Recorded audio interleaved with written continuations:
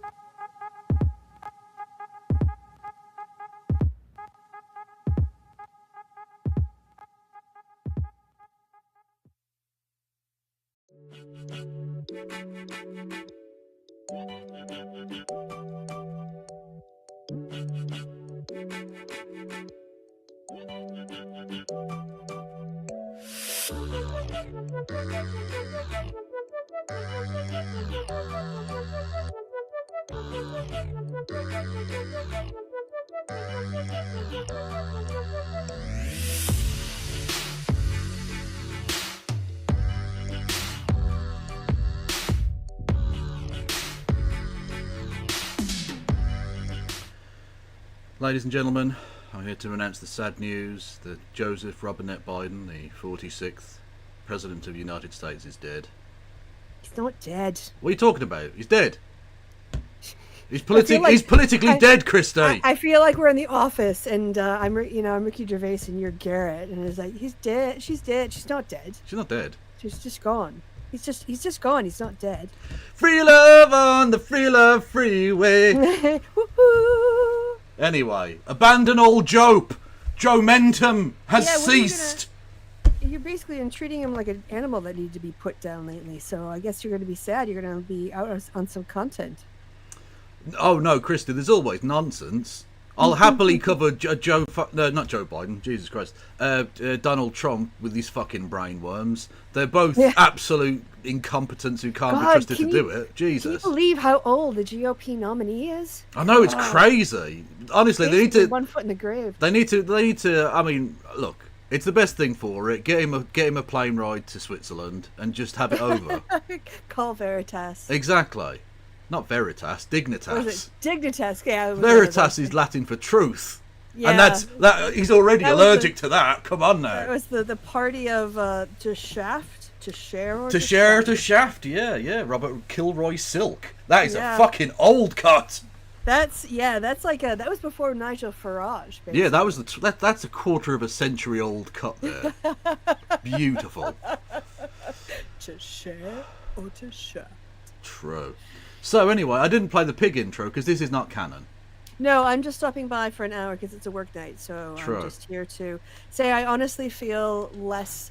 I feel the inevitability of the rise of fascism slightly less now than that is good. That is positive. Yes, we're going to be joined by No Justice MTG in just a second, who's also streaming and a politics person. So I think only fair that we or not fair necessarily, but like it's positive. good. It's like elevating its exponential power upping. No, I just wanted 2 white women here. What? Okay. What can I say? White people rising. Let's go. Exactly. Anyway, how do you feel about Joe Biden being dead? He's not. He's dead. Christy, let him go. Let him go, Christy. It's over. Sorry, go on. I mean, how do I feel about Joe Biden dropping out? I mean, fucking finally.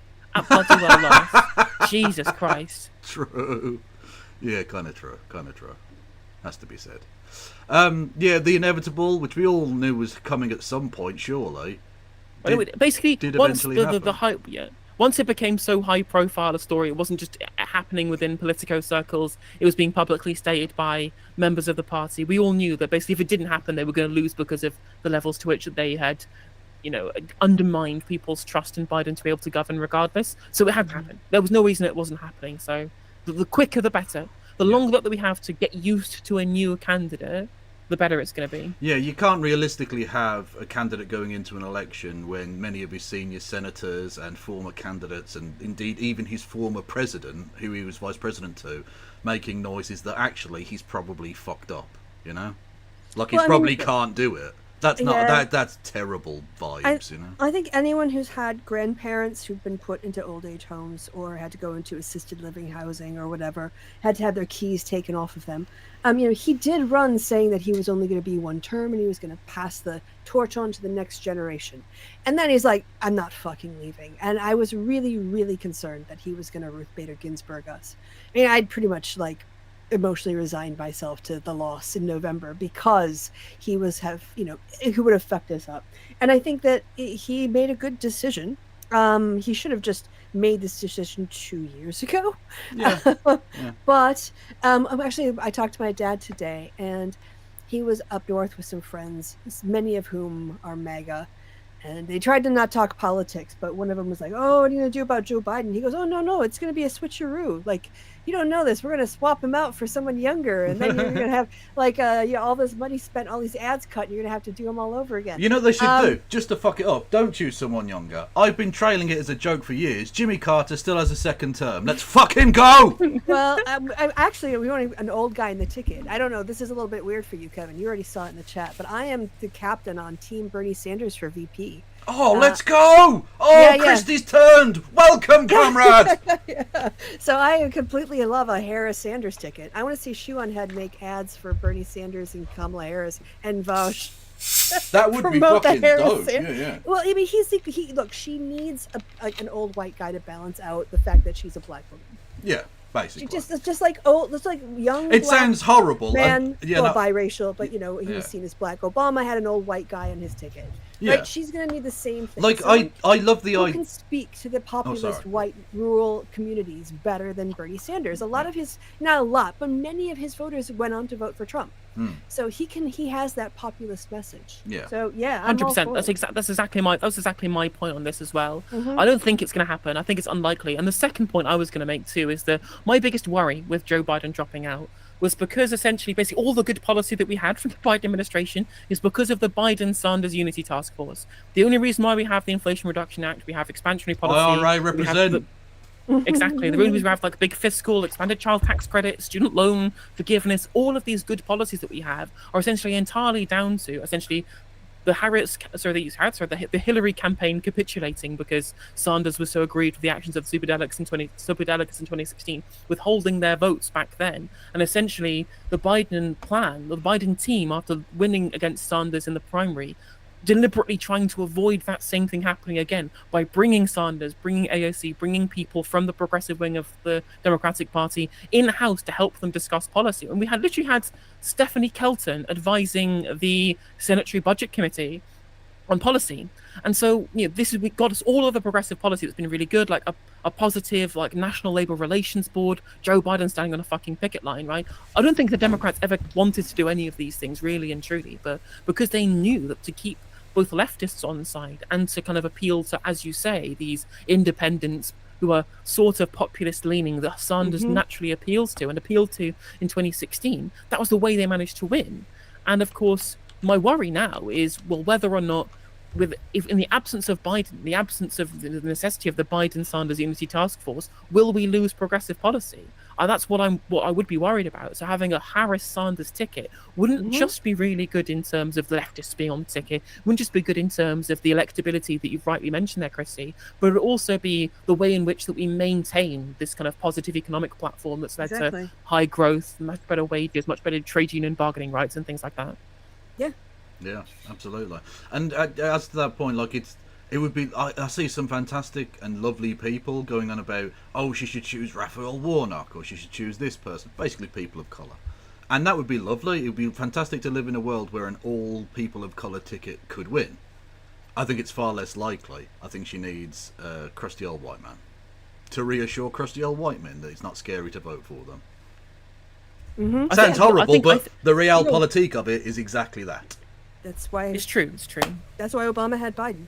Yeah, exactly. Yeah, I'm not a scary black man. Look, I've got a crazy old white dude. Yay! Like that's it. What I think will happen though, I think they're going to pick somebody pro-Israel, and the reason for this is I've mentioned this on Twitter, is that Kamala Harris was called for a ceasefire like much earlier than a bunch of the other mainstream Democrats did at the time. In fact, I know that Israeli government officials recognized it, and the Palestinians themselves, when polled in the West Bank and in Gaza, they recognize her specifically as being more pro-Palestinian than Joe Biden is, even within the ticket. I know she's kind of personally a little bit kind of tainted with her kind of links to Joe Biden in how they've dealt with the war in Gaza, but she personally is more pro-Palestinian than he is. And I think they'll want to signal to a bunch of the people who are pro-Israel within the party and saying we can create a ticket that can appeal to both sides of this base. In which case I think they'd be likely to pick somebody like Josh Shapiro. And he's supposed to be this kind of future firebrand of like the mainstream Democrat wing of the party. So getting him onto a ticket early, because he's, especially given how successful he's been in a swing state like Pennsylvania, I think that's where the strategists will go. I don't want it to be, but I think that's where they will go. Yeah. Well, I'm going to follow Aaron Sorkin today in the New York Times. Fuck off, Aaron Sorkin. Aaron Sorkin, one of the great political minds of our age, clearly, suggesting that former Republican candidate Mitt Romney should be chosen by the DNC. Is there more idiocy than that? Do you know how you defeat the right? Give in to the things the right want anyway. Yeah. And also, the right hate him. The right hate Mitt Romney. Exactly. Independents hate Mitt Romney. He's the worst candidate possible. Everybody hates him. Yeah, choose a slimy businessman who looks more like a slimy businessman than any slimy businessman has ever looked. Also, was it the New York Times that published that shit? I mean, they basically tried to coronate Trump as the next God King. Is that their mission now? I don't know. Who is it? Which one of the ghouls owns New York Times? I forget. It's Bezos owns the Washington Post, doesn't it? Washington Post. Yeah. Who owns the New York Times? I can't remember, but anyway. Yeah, they're doing the whole, oh, he got shot, so we're going to pretend he's now a statesman. Yeah. Brilliant. Yeah. Fantastic. And then his speech just completely destroyed that, because he's never been. Yeah. I saw one person like, "Oh yeah, Trump is. You're going to see a change." Like, how many times does he have to be Lucy? Christy, pulling the football out from underneath him. Can I finish his sentence? 107% of the jobs are going to migrants, Christy. Yeah, I thought it was 400%. No, he literally said in his speech, 107% of jobs are going to illegal aliens. It's an actual claim he made. You know, I don't know. Have you seen? I shared it around in the group, but I probably didn't see it because there's a lot been going on today. But the Lincoln Project actually has an ad out, basically saying like what Project 2025 would look like. Yeah. And it is fucking terrifying, and all of it is entirely plausible, knowing what we know about Trump and this Supreme Court cover that he now has. Yeah. No, it's just open fascism. Yeah. That's precisely what it is. Absolutely. Okay, shall we read the actual resignation letter? Well, say resignation letter, the stepping aside. Why does a dead man write a letter, Kevin? Well, Christy, much like the fact that he's not actually dead, I don't think he was writing this anyway. In fact, can we get some clarification? GPT. Yeah.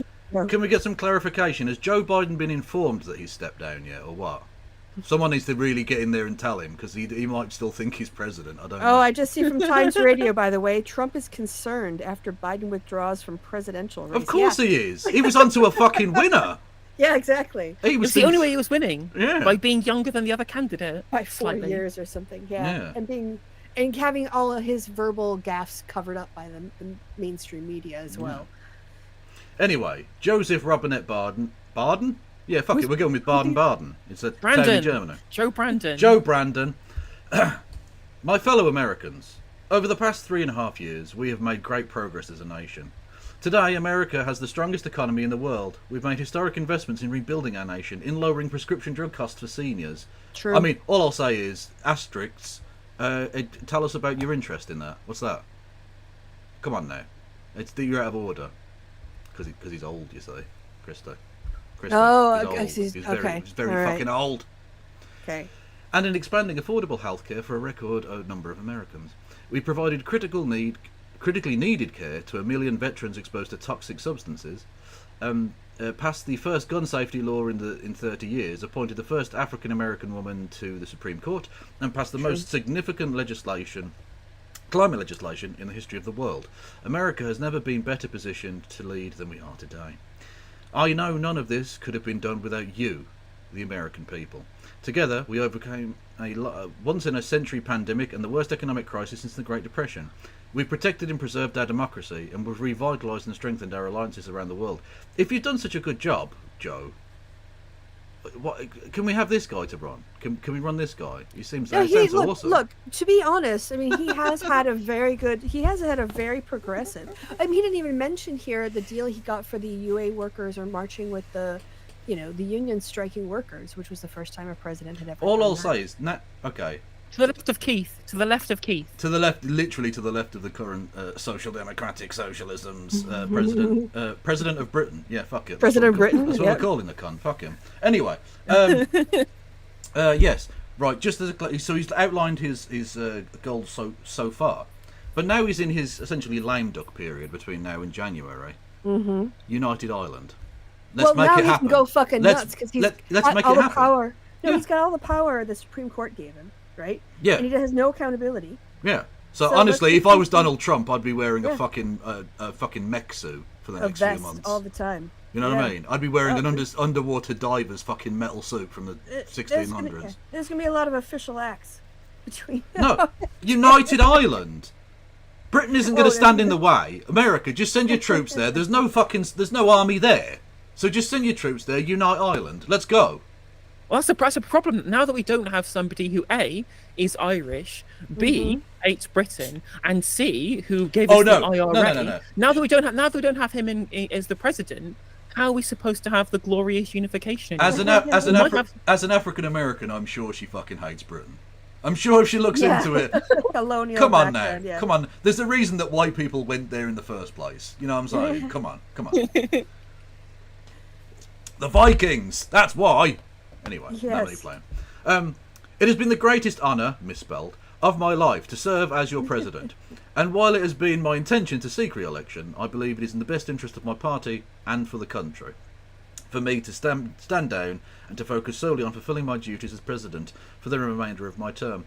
I will speak to the nation later this week in more detail about my decision. For now, let me express my deepest gratitude to all those who have worked so hard for me to see me re-elected.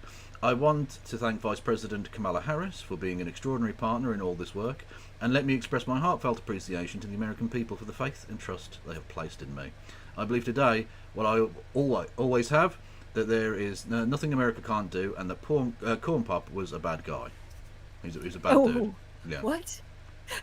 Corn Pop. I don't think that was in there. It's editorialized that. Well, no, you have to read between the lines, but it's definitely in there. No. When we do it together, we just have to remember we are the United States of America, and then JOEVER apparently is the signature there. Anyway, so yeah, that's Joe Biden. R.I.P. Yeah, I mean, I guess, it's all, look, we have to kind of deal with a hand that we're dealt, and this is a better hand than we had this morning. Yeah, I mean, look, people will ask, and I think quite rightly, can Kamala Harris beat Donald Trump? And the answer is, I don't fucking know. There's still loads of way to go, but she has to have a better chance than Biden, because Biden was going to lose.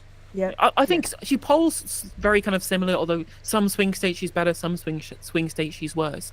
But I think that polling will definitely change around when we start seeing more presidential debates, assuming she's the nominee.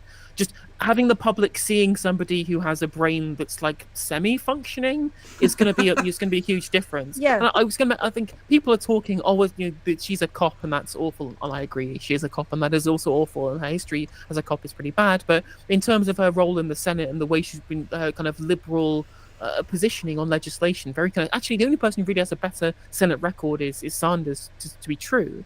But actually having somebody who is a cop standing against a convicted felon when you're trying to swing over like independent voters, I know I hadn't thought about that. I know it's really tedious to say, but like independents like cops, and I hate that that's true. Yeah. But Well, on that exact point, a fantastic segue, I think, into Kamala Harris. The king is dead, long live the king, so to speak. She's already got the endorsement of the Clintons. She's got the endorsement of the Clintons, endorsement of Biden. He's just come out with that. Yep.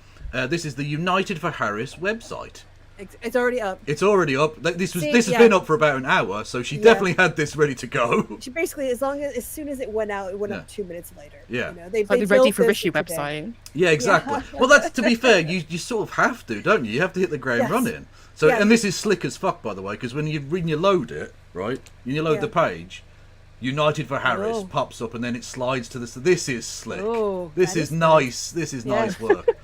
So there you go. There's Joe Biden saying, I endorse Kamala Harris, etc., etc. Oh, are we gonna get some? I know I have the Dark Brandon coffee mug, which is now. Yes, you really do, don't you? With the shades with the that eyes. disappear with hot water. Yeah. It's hilarious. Fucking it's mental. so funny. So we want one from her now too. I have to get them all. True, but it seems a bit like Dark Kamala just seems racist, Christo.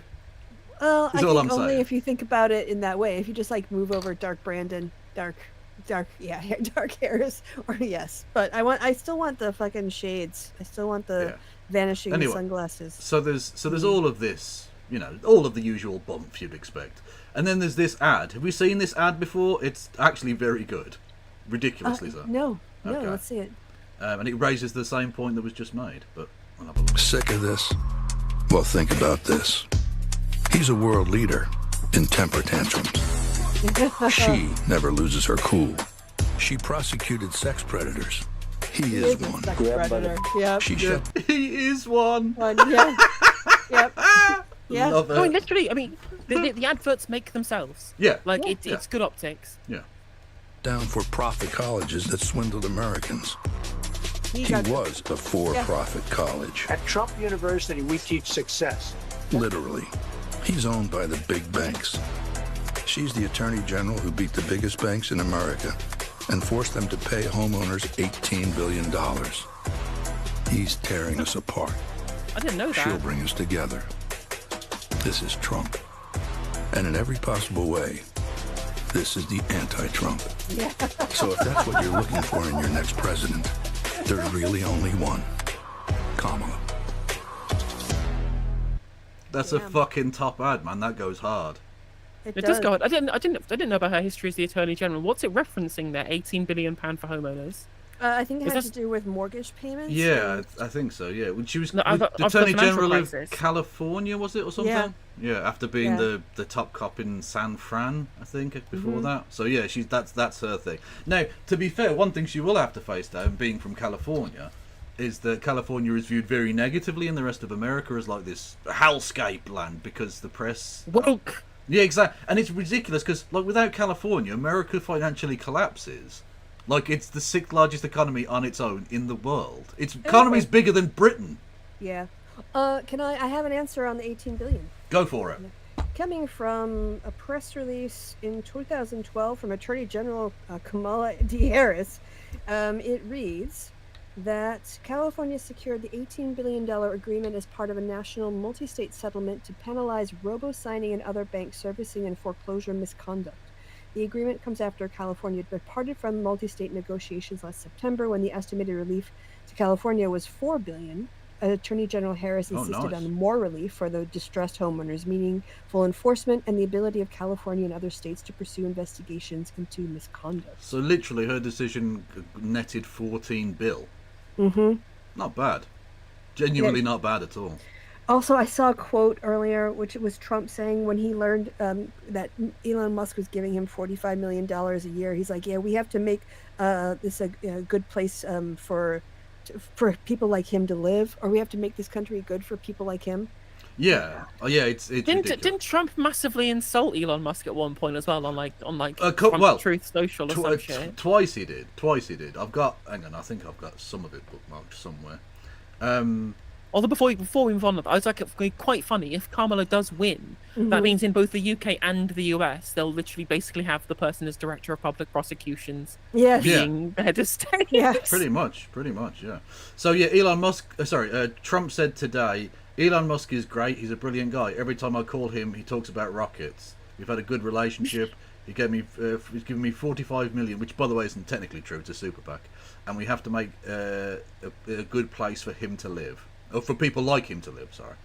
And previously, Trump posted on Truth Social, when Elon Musk came to the White House asking me for help on all of his many subsidised projects, whether it's electric cars that don't drive long enough, driverless cars that crash, or rocket ships to nowhere, without which subsidies he'd be worthless, are telling me he was a big Trump fan and Republican, I could have said, quote, drop to your knees and beg, unquote, and he would have done it. He also referred to him as a bullshit artist. So it's really funny because he has such a massive grip over the GOP. Literally everybody just cucks out to him no matter how much he insults them. What did he say? Was it about was it Marco Rubio he insulted? Was it Ted Cruz that he insulted? Ted Cruz. This still is the biggest cock move I've ever seen in the world from Ted Cruz, right? He said that his father, Rafael Cruz Sr., because technically Ted Cruz's name is also Rafael Cruz, let's not go into it. He said that his father might have been involved in the assassination of JFK. That's not a joke. That sounds like I've made it up for the lols. That actually happened. He said his wife was ugly. And then, fucking after he gets the election, Ted Cruz being such a cock, went and phone banked for him. Oh, mate, get her a backbone. How is your wife still there? Why didn't she leave? Didn't he just take another swipe at Ted Cruz recently over the course of the RNC? Or am I possibly? I have no idea. Honestly, his RNC speech, his brain is also melted. Did you see that? It was an hour and a half of him just rambling. He sounded like it sounded like a crazy man at the bus stop, just talking shit. It was rubbish from start to finish. He kissed the helmet of the guy who was killed at his rally, right? Comparator. They'd misspelt his name. It wasn't actually any of his own equipment. He kissed the thing, and then he's not going to the guy's funeral. The best part about that was when it felt like he just didn't care what he was. They were just sitting there, just like staring into space, reading off the teleprompter in a monotone voice. Yeah, it was really weird. The lowest energy I've seen him in a long time. Yeah. I mean, I'd say, he's just been shot. But he wasn't really shot. He got grazed. He got a boo-boo on his ear. Ridiculous. Anyway. He fell asleep as well as they were nominating him. Which, again, is not a great sign, in all honesty. Did he fall asleep during his own son's speech? Yeah, well, yeah, to be fair, though, he's what did you see him? Most of America did. It was so good, right? There was a great bit where Donald Trump Jr. tried to get a hug from Marjorie Taylor Greene. Totally rebuffed him. She wasn't having any of it. Amazing. Tiffany Trump tried to hug Donald Trump, and he again absolutely just stonewalled her. There was Melania. He's a sociopath. There was Melania Trump, who's obviously being paid to be there, right? Like she's getting definitely paid. He went in for a full like kiss on the lips, and she turned her head and went for a little side peck, like motherfucker, I'm being paid to pretend to be your wife. Did she even introduce him? No, I don't think she spoke, did she, at all? No, like Hulk Hogan introduced him, didn't he? Hulk Hogan. His own wife she's just done with him. Yeah, fucking mad. So that's Hulk Hogan, by the way, the guy who was very offended that that his daughter was dating a black man. That racist prick. Mm-hmm. So yeah, that's that. I mean, the RNC was fucking wild. But we did on this channel. We've now got our meme of Baby Dog, who is the fat dog that's owned by the governor, I think, of Virginia or something, who was a fucking lunatic. But it was a fantastic pan away of him going, we need to, what was the phrase he used? We need to freak out at the election or something like that. And then it panned back, and he had his fat dog sat on a little couch next to him. on the stage. Like, that's a normal thing to happen. It wasn't a seeing eye dog. It wasn't a blind dog or anything. Just a big, just a tiny fat dog he has. Amazing. Very normal people. I'm really happy I slept through all that shit. Oh, Christy, it was the memes were off the fucking charts. I'm telling you. It was a good week to go on vacation. It was because there was a lot of drama the last week. I raised my blood pressure, so it's good to come back when we're on a high now. Yeah, I think that's... Morinakis pointed out. Sorry, it's Morinakis pointed out here that both Trump and JD Vance have immigrant wives, which all of the Trumpists want to have deported. Yeah, they're going to end the citizenship for their wives as well and have them deported. I mean, how's that? Well, no one even talks about the fact that Donald Trump himself is an anchor baby. His mum was Scottish, didn't have the right to be there, entered illegally, and had a child so she could remain. She's an anchor baby. He's an anchor baby. Yep. No, I'm not saying deport him because he'd have to come here. You can keep him, but he shouldn't be president. Okay? The only foreigner who should be president is Cenk Uygur. Okay? Fact. That's right. Paul Revere. He's our modern day Paul Revere. He is like Paul Revere. Yes. Sorry, to be fair, at least I was going to say that if Trump was forcibly deported to Scotland, it might be the one thing that would make English people stop wanting to support the Union.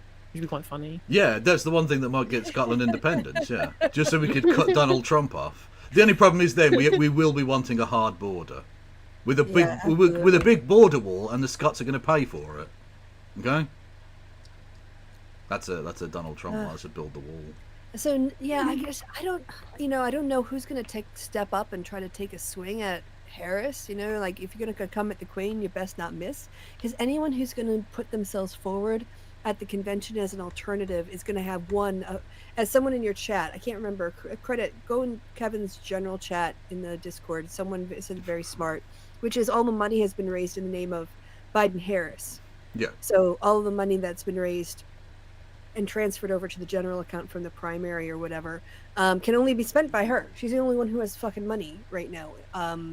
And you would have to start over from scratch, and you'd have to build your, there's just too, it would, to do someone else at this point would set us back to, might as well have not even had Joe resign. I agree, 100% agree. Although, what happens if then she resigns and then her VP pick takes over? Do they still lose all of the funds? Yes. Just do this little rotating thing forever. I would only assume this much. The committee was Biden-Harris. So that's the names on the check. Yeah, and on the bank account, presumably. So. The thing is, what I think might actually happen though is a VP pick. We might end up getting someone incredibly dull like Mark Kelly, and well, he was an astronaut, so that makes him cool, right?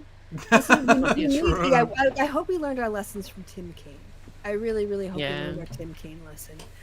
We do need someone. She needs someone who can. This is why I'm a big fan of Bernie Sanders. It would bring the party together in a way that it hasn't been in over a decade. Yeah. And it would allow him to speak to the kinds of people that won't listen to her or would be skeptical of her. And it also takes those some of those anti-corporate, Trump types, white populists, and gives Trump a run for his money. I think he would be shitty his pants. Now, yes, people are like, oh, he's older than Biden. It doesn't fucking matter. He's the vice president. He could run and work for 2 years and then retire. He just points someone else. It's fine. He wouldn't be making the executive decisions. He wouldn't be stumbling over his speeches, at international events where he has to do things. So, I mean, I personally, I'm all for it. I don't care I didn't care how old Joe was as long as he was anti-fascist. That's exactly that. That's the point, right? His ability to A, speak properly, and B, win the election were the only things that mattered, right? Yeah. Age is a number, but your ability to be able to campaign would be. I wouldn't want somebody who had half of their brain missing to be campaigning as president, whether they were 32 or 80. Hang on. So let's not have any anti-RFK posting right now, shall we? Brainworms. Brainworms 2024. Let's go. I mean, to be fair, if it's not going to be Sanders, I'm all in on the fucking Pritzker ticket. Let's fucking go, Gabriel Pritzker. Let's go. The meme ticket. Let's go. Let's have it. Yeah. Now, if for no other reason to feel good about what's happened here, it's pissed the fuck out of John Fetterman, who has apparently been quoted saying, "People pushed out an honourable man, a loving father, and a great president before an absolute sleazeball like Menendez. Congratulations." I mean, for once, in a blue moon, Fetterman is kind of right. It's Oh, crazy yeah, that Menendez is still around. True, but just because it's bald is piss, and John Fetterman is such a True. garbage bag, I'm on board with it. Yeah. Oh, but isn't Menendez now running as an independent, and also he's convicted? So Yeah. I think he's going to be going to. It's kind of that problem kind of took care of itself. Yeah. Oh dear. What do we think about Kamala's chances of winning the election? What's she like in swing states? She's, I think, a big unknown. So I think, well, the good thing about this is that the Biden campaign already has a lot of ad space locked up. Yeah. And it costs less for campaigns to buy ad space than for PACs or special interest groups. And also, they've been buying out since November and through October, the end of September. So they're probably gonna try to define her during the convention, and then whatever message they settle on, they will try to push that. And Trump has sucked up so much of his money with his legal expenses that he is kind of late to the advertising purchasing game. So he has to rely on PACs and other more expensive ways of getting the message out. Yeah. And the thing is, this was always my point. It wasn't that you can't, a Democratic candidate, let's say an unnamed one, couldn't pull back the polling numbers against Trump, given the amount of money they have and the advertising space and the fact that Trump is so fucking odious and will say hideous, disgusting shit from now till November. Yeah. But Biden wasn't a good enough communicator of that idea to get it done. He just, whether you think his brain had gone or not, either way, he was clearly not a person who was going to be able to land those punches anymore. Yeah, and I actually am waiting for Trump to forget who he's running against, and that being covered, and him still complaining about Biden, despite the fact that he's not running against Biden anymore. I'm waiting for that. Yeah. Oh, that'll happen. I've no doubt that'll happen. He fucks things up all the time, doesn't he? Yeah. He just doesn't get the same coverage. Exactly. If the media covered the amount of times Trump fucks everything up, as much as they did with Biden, he also wouldn't be the candidate. Actually, no, he would. They don't care. This is actually the point I've been making throughout all of this saga, is that as much as Trump fucks up and is an incompetent, that's not a downside for the Republicans. They want a mental deficient because they themselves are mentally deficient. Well, you just say he's God's chosen instrument, and they're like, oh, he's God's chosen instrument. Well, the mental fucking nonsense of it all. There was a guy who did a trolling thing behind one of the cameras at the RNC, and he had a T-shirt with "Release the what was his name? Bracken? No, the pedo guy. What was his fucking name? Julian Assange. No, wait, he's a rapist. Epstein. Jeffrey Epstein. Release the Epstein logs or whatever it was. And they had. Well, they've released some of them, haven't they? But anyway. Oh, no, sorry, the Well, client crazy. list. The client list. That was it. Release the Epstein client list. And I'm like, you're at the fucking event where one of Epstein's actual clients, his close personal friend for many years, who joked that he liked them younger than Epstein did. On the fucking show. Look. It's crazy to me. It's honestly crazy to me as well that, especially in the Trump shooting, when everyone, all of the conservatives, the Trumpists, who were just like, we need to jail and execute pedophiles, and I was just like, but you're mad that Trump got shot? Yeah, exactly. Why? Presumably they're mad that he missed then. Presumably. They was like, we can't have pediatric doctors talking about children being treated for gender dysphoria. This is child abuse. Yet we'll happily vote for the guy and support the guy who was in the Epstein flight logs. What the fuck is this? Yeah. Oh, did you see Lives for TikTok is hunting down people who said things like, too bad the only mistake the shooter made was missing. Yeah, she's getting reporting them to their jobs. Yeah, she's getting them fired. Yeah, she's getting people sacked from fucking Home Depot. Just regular ass people who said a thing. This is the anti-culture, cancel culture people doing this. The free speech people. Yeah. I mean, I was against trying to get people fired for things they said online then, and I'm against people doing it now. It's always been something that people shouldn't have been doing. And again, I make the same criticisms of right-wingers doing it that I do left-wingers. It's just crazy that these people continually feel like that this isn't hypocrisy on their part. It's what's crazy. I talked about this on stream yesterday, but I'll mention it now that you're here as well, Kev. Did you see fucking Bella Hadid getting cancelled by an entire fucking country? Yes, Israel went after her for being a Palestinian in Adidas clothing. Literally, they tried to say, "How dare you have her like representing like a Munich brand of Adidas clothing when she's Palestinian and Palestinians did the Munich massacre?" And I'm like, they're like one step away from saying, and also we think that she might have laid a wreath at one time by people who haven't been proven to have any relationship to the Munich massacre. Yeah. Well, look, Jumbly Crumbly Hadid needs to be stopped. She can't keep getting away with it. It's true. Fucking mad shit. So, I mean, honestly, what a day it's been. What a day. Where do we go from here, Krista? Because you've got to leave at some point in the near future. To bed. Yeah, well, yeah, you're going to bed, but like... I guess we wait for her VP pick. I mean, that's the next step, isn't it? Well, I mean, are they going to have a contested convention? Because you can't say she's already got the delegates, because she hasn't.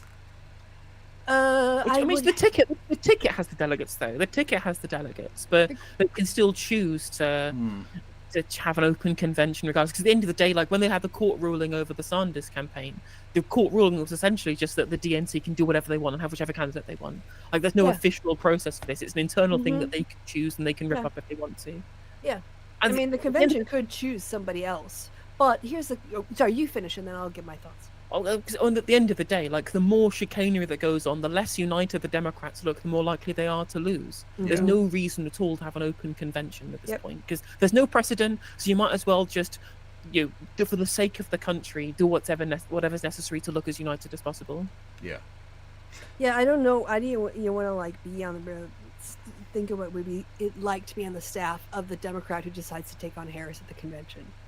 I mean, who's going to say, yeah, I'm going to divide the party at this moment in time? Who's going to do that? John Fetterman. Yeah. I mean, who's going to do that? And anyone would take him seriously. Yeah, she called for a ceasefire in March. We have to get rid of her. So she's basically fucking Hitler. So, yeah. Exactly. She's basically an Arab now. I just don't see anyone who has the resources or the status. I mean, maybe if Nancy Pelosi was still the Speaker of the House and for some reason wanted to be president, she had that kind of national name recognition and political history. But like seriously, like think about like Adam Schiff is running for Senate in California. He's not going to drop out. You know? There isn't really anyone realistic. No. But well, I mean, RFK technically is a Democrat. No, he's an independent again. Remember. Oh yeah, did you see? You may have missed. You may have missed. He literally endorsed Trump, didn't they, during the thing? Yeah. Well, during the Republican, during the RNC, they had a phone call that was suspiciously well taped. Yes. Far right men stick together. We've seen that with Musk. Indeed, almost like he was a far right stalking horse from the very beginning, and it was a joke that he was ever running as a Democrat in the first place. I mean, you say that there's no other credible candidate, Kev. You're clearly forgetting about Cenk Uygur, the people's president. Exactly. Sorry, I forgot. I'm on the Cenk train, okay? And the Cenk train cannot be stopped. Superman tried it. British Rail tried it. You got no chance.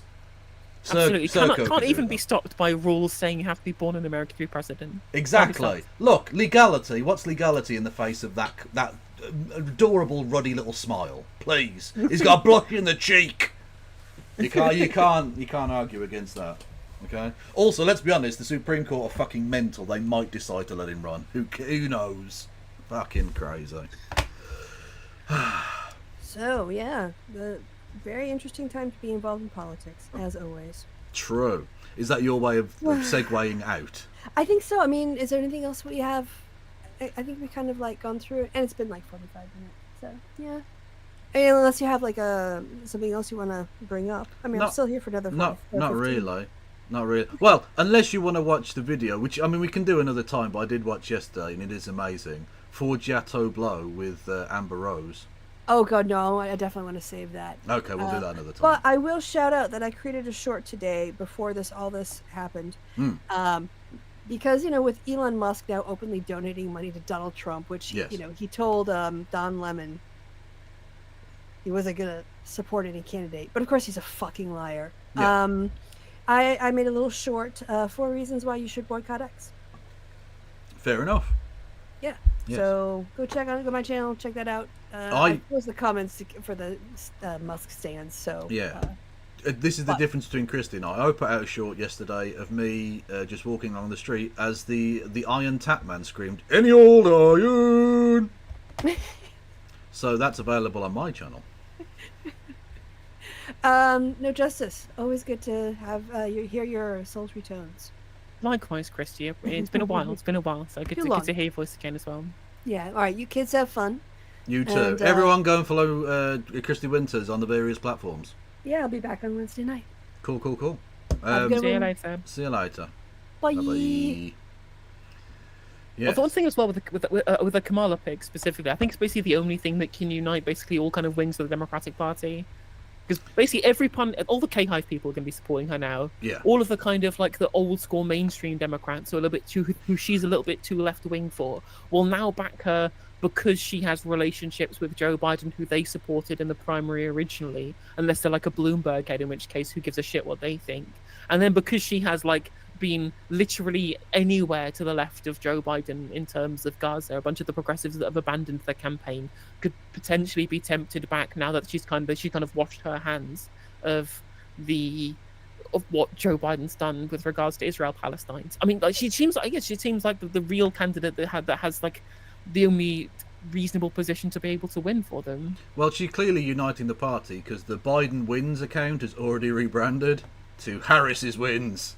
So, again, it really is the king is dead, long live the king. He's still technically the president for the next 6 months. But, you know, who cares at this point? It's JOEVER. It's literally JOEVER.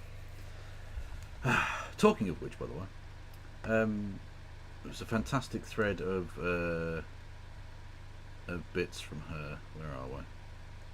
Thank you, Left UK Politics for the 4th month of subs. Thank you, Adamame 101 for the Prime sub. Appreciate you throwing your Bezos bucks my way this month. Remember, of course, if you want to support our streams, you can first of all do so by subscribing on Twitch for $4.99 or for free with Twitch Prime by linking your Amazon Prime account to your Twitch account. Gets you a free sub every single month, courtesy of Jeff Bezos himself if you're a Prime customer. Gets you ad-free viewing and access to all of our emotes over on Twitch. Bits messages get you text-to-speech, 100 on my end, 200 on Kev's end, have your message read out. If you're watching me on YouTube, because I'm monetized on YouTube, you can have super chats. I'll read out your message if it's not rude, and regardless of value. And you can also become a member on YouTube for 99p, which is cheaper than a can of Red Stripe, for my archive live streams and my emotes in there, and YouTube comments as well. But the best way to support me, if you want to support, is by gifting memberships to your fellow viewers. I can only do this because of you lovely and very generous viewers to keep me afloat, to be able to do this 6 days a week. So if you do want to keep the channel going, want to boost the stream and the algorithm, gifted memberships are the best way to do it and keep me employed here on youtube.com and twitch.tv. True! I'm Kevin Logan and I endorse this message. And also Kevin has Patreon as well. So if you want to throw Kevin money that Twitch doesn't take half of it, Patreon only takes like 15% of it, then you can also give Kevin money on Patreon or by PayPal, in which case they don't take anything. Yes, indeed. Because Kevin is not banned from PayPal like myself, and you can just give Kevin money. Are you money. banned by PayPal? No way. I am banned from Why? PayPal. What did you do? I think I sold too many magic cards without telling them I was selling products. Oh, crafty. What's this? Oh no, Ken Klippenstein trolling the Biden wins account. No. We're on a positivity tip tonight. Let's go. You think you just fell out of a coconut tree? Taking the coconut pill. You exist in the context of all in which you live and what came before you. You think... Okay, there you go. Favourite Veep moments. Let's have it. We've got the coconut. It's fully coconut pilled. Let's go. True. What is this? It is time for us to do what we have been doing, and that time is every day. That's an amazing sentence. That's the American version of what Keir Starmer said. It was just like, I'm the man who represents change, and that's the change that I'm going to do. That's the change that I'm going to... I forget what the actual statement was, but it's the same vibes. Very much so. Where is it? Hang on, there's a... Where is the fucking thing? Hang on. Oh, hang on. No, I need to go onto the actual thing, don't I? Apologies. Twitch is annoying. No, hang on a minute. Where's the actual fucking thread? Have I lost the fucking plot here? I see more replies. There we go. Apologies. Wheels on the bus go round and round. That's not the tune. Wheels on the bus go round and round. Jesus Christ, she's mental. She's mental. So this one is clapping along to protesters.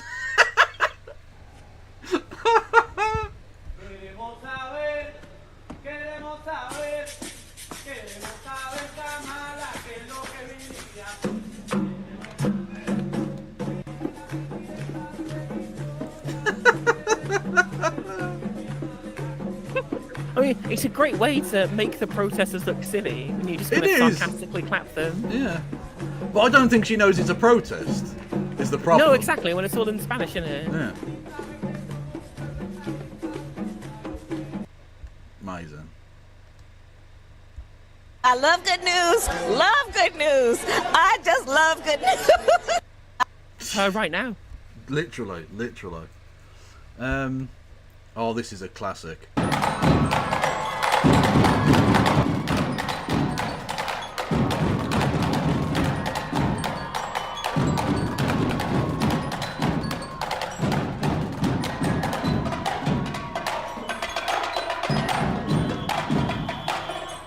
It's like Theresa May.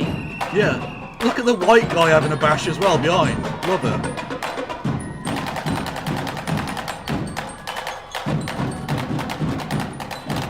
Although to be fair, the one thing that you get, right? The one thing you get by having a black presidential candidate is you get one that can actually dance, right? Obama True. proved it. Kamala's proved it. Did we ever see Biden dancing except for horrendously out of time? No, we didn't. No, we didn't at all. No. And if that's not presidential candidate material, I don't know what is. Talking of a black candidate. And as always, Wakanda forever. Paid for by Kamala Harris. Oh God! I've never seen this before. It's peak memes. Oh my god! This is so memes. It's so memes. Lovely stuff. Did you Also, say you'd never seen also- this? Did you say you'd never I've never seen? seen this. Oh, have you not? I've Oh, literally okay. never seen this Oh, before. okay. That's Yeah. incredible. Also, speaking of like black candidates as well, we're also going to get her flagship policy. What was it? A Pell, there was a funding for Pell Grant recipients from people of African American heritage who've got certain GPA and have graduated at some position. What was the fucking Pell Grant policy that she had? I don't remember. Also, like, is she going to have that in this? I mean, presumably they even pass a platform. Trump didn't pass a platform; he hasn't ever.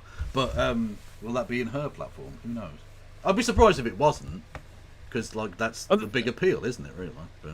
Oh yeah, this is the policy. This is the policy. It is a student loan debt forgiveness program for Pell Grant recipients who start a business that operates for 3 years in disadvantaged communities. They're like the most hyper-specific student loan forgiveness. That is very odd. Yeah. Okay, see you guys later. It's the Bennetts. Hello, Madam Vice President. Hello, Senator Bennett. Thank you very much. He's taking the piss out of him. What the fuck? Okay. Kamala threw the first brick at Stonewall. Okay. I like it. Yes! I like This is it. the song of the summer, okay? There she is. 54 years, standing right here. We fought for our rights. Unbelievable. Tell us something that we can be optimistic about this Pride season. We are all in this together. Okay? We are fighting for the ideals of our country. We believe in its promise of equality and freedom. We are not going to be deterred. We are not going to tire. We're not going to throw up our hands. We're going to roll up our sleeves. To me, Stonewall means Oh my god, it's like listening to strength in Rachel numbers. Reeves. It is. Every time you put a rock on that wall, we become stronger and Or Keir stronger Starmer. and stronger. I'm going to Sure. roll You up put your my rock here sleeves. today. Well, to be fair, at least Kamala Harris isn't a transphobe in the way that Keir Starmer is. True. That is true. She is a lot more socially liberal, I guess. God bless. Anyway. What's this? I see our college students at that. And let me just tell you, I love Gen Z. I don't know if some, I love Gen Z. So, okay, for the older adults, this is going to be a humbling thing I'm about to share with you. If someone is 18 years old today, they were born in 2005. Oh yeah, check that out. Think about that for a minute. In 2020? What? No. Just no. The mathematics on that, it's a little bit 107% of the jobs. You know? Oh yeah, this is her thing. This is the. Oh, I won't play the entire thing because it's 4 minutes and it gets very repetitive, but that's sort of the point. I can imagine what can be and be unburdened by what has been. You know? What can be unburdened by what has been. What can be unburdened by what has been. What can be unburdened by what has been. What can be unburdened. It just goes by on what has been. What and we on can see, and what on. we believe can be unburdened by what has. What can be. There's 4 fucking unburdened minutes by of what this. has- 4 minutes. So like we'll just end that there, right? But I did just want to bring this up before we'll get back to it. I mean, she says it more than Keir Starmer says his dad's a toolmaker. It is. I wonder how little many bit, yeah. times she's. I wonder how many times she's going to mention being director of public prosecutions. Well, I hope lots. We can do Kamala bingo.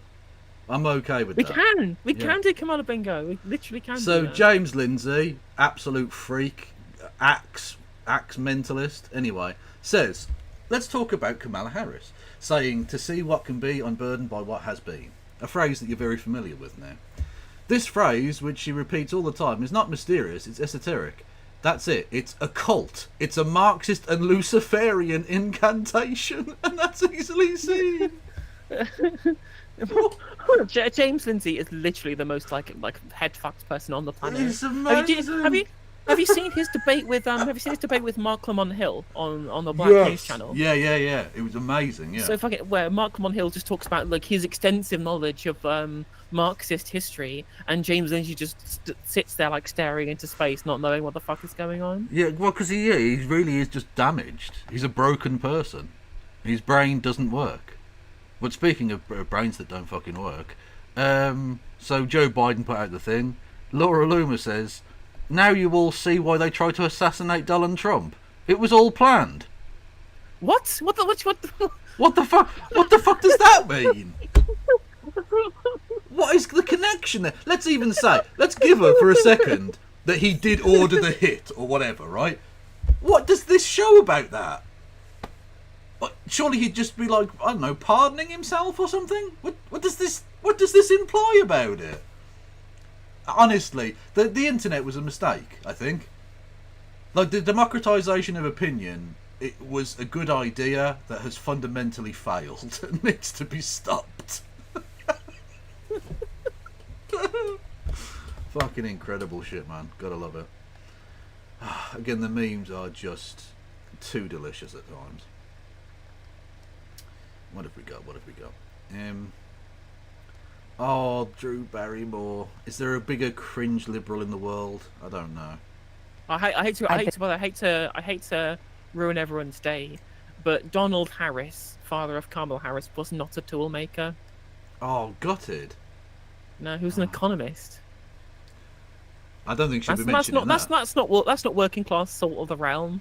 She's clearly going to lose. The toolmakers have risen. They've got no time for economists. Yeah. I've been thinking that we really all need a tremendous hug in the world right Whoa, now. whoa. But in our Pause. country... Sorry to throw an even bigger spanner in the works. Donald Harris wasn't just an economist. He was a Marxist economist. James Lindsay was right. He was right. Was he also a Luciferian economist? That's the important bit.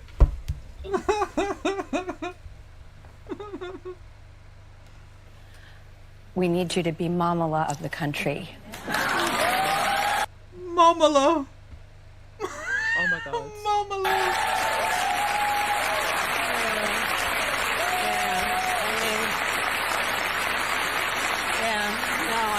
Yeah, she's Ed I've been Miliband. thinking She's that literally we Ed really Miliband. all... She is Ed Miliband. Yeah. Explaining how to season. She's a Kamala Marxist. Yeah.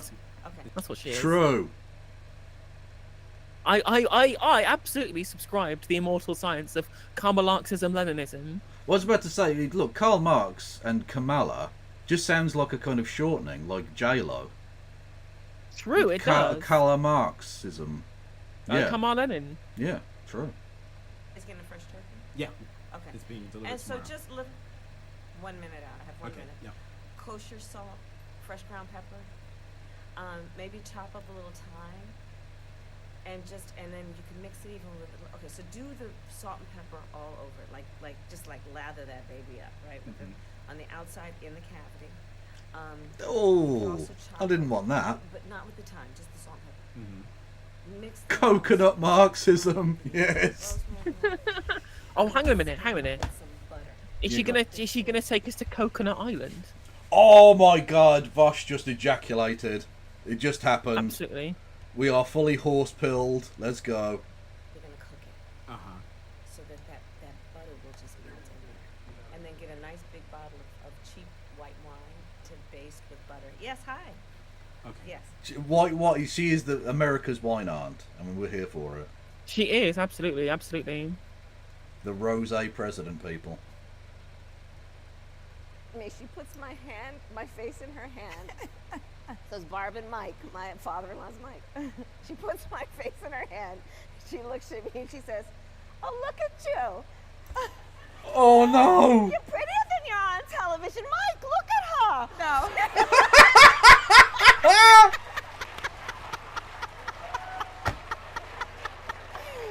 I swear to you.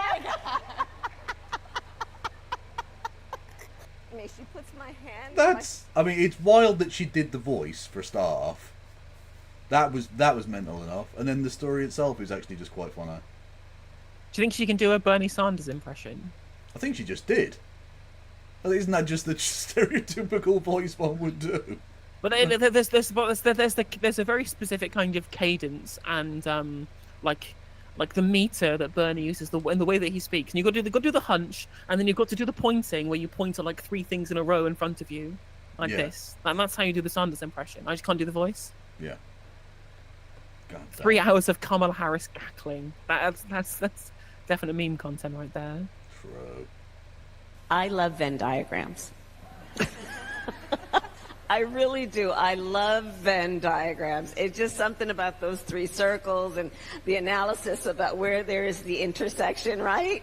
Yeah, I see people that you agree with me, right? So, okay, so I asked... Look, the economist's daughter does not fall far from the tree. She's all about the stats. What is this? This is I don't know. The governor and I, and we were all doing a tour of the library here, and talking about the significance of the passage of time, right? The significance of the passage of time. So when you think about it, there is great significance to the passage of time in terms of what we need to do to lay these wires, what we need to do to create these jobs. And there is such great significance to the passage of time when we think about a day in the life of our children. The governor and I, and we were all... What the fuck did that mean? I don't know. Oh, this is the classic. This is a classic. Absolute belter. Do not come. Do not come. I'm gonna come. Well, there's the juxtaposition. Are you on the team do not come or team I'm gonna come? I'm fully I'm gonna come pilled. Nice. Nice. Oh, what the fuck is... Oh, no. This looks awful. No, Taraji. Now, you know I wouldn't do that. Especially not to a fellow bison. The real, ain't you? You know. Oh, Jesus Christ! Oh, Madam VP Harris, I'm worried about the election. Women's... Oh, jeez. Honestly, the cringe might take me. I might actually be murdered by the cringe. Jesus fucking rights Christ. are on the line. Our Supreme Court is on the line. Our basic freedoms are being tested, Madam VP. I know you've been traveling across the country.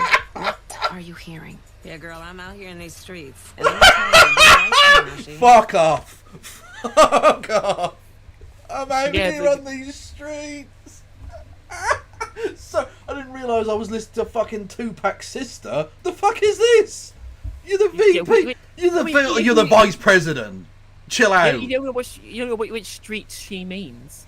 Fucking clearly she's these streets, the streets, all of the other, just the streets, right? Yeah, Pennsylvania Avenue is a street. Yeah, literally.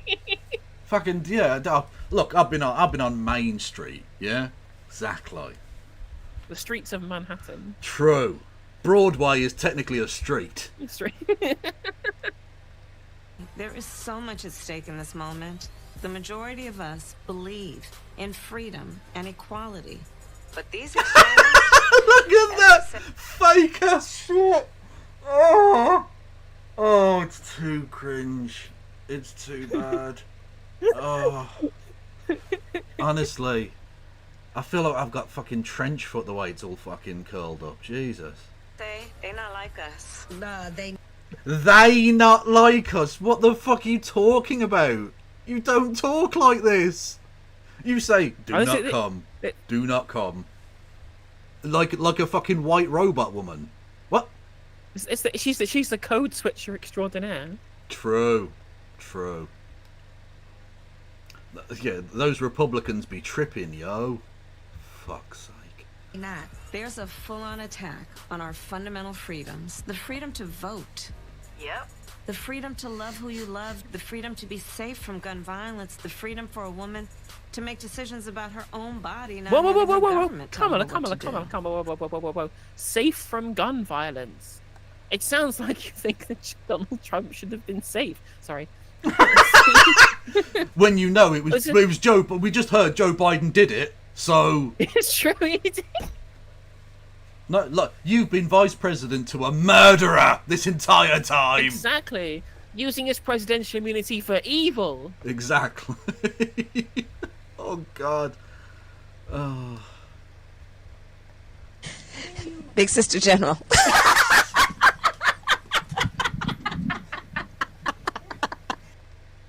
I don't know what that was, but I love it. Oh God, sorry, I had to bring that to you. I looked at that stream earlier and I thought I have to show everyone that I have seen these things and now they need to be brought to the world. There you go. That's entertainment, motherfuckers. God damn. Oh, looks like we're definitely in for a meme election. That's for sure. Oh yeah, absolutely. They're both absolute peak memes, completely unintentionally, I think. Neither of them get why they're funny. But that's sort of the point, isn't it? Like with, I don't know, some of the great characters, like fucking, what's his name from The Office? Ricky Gervais's character. It's because they don't understand why the laughs are happening, that it's funny. If they became, like a cat, if it became self-aware, it would stop doing everything that makes a cat awesome. Well, it's why Donald Trump is funny, for the exact same reason. Yeah, exactly. Yeah. Like, he's speaking fully formed thoughts in his own head that he thinks make him sound great, and we think he sounds fucking hysterical. Yeah, exactly. 107%. But the thing is, all of his followers also operate in the same level of brain space that he does. Yeah. So they see in every man talking their language.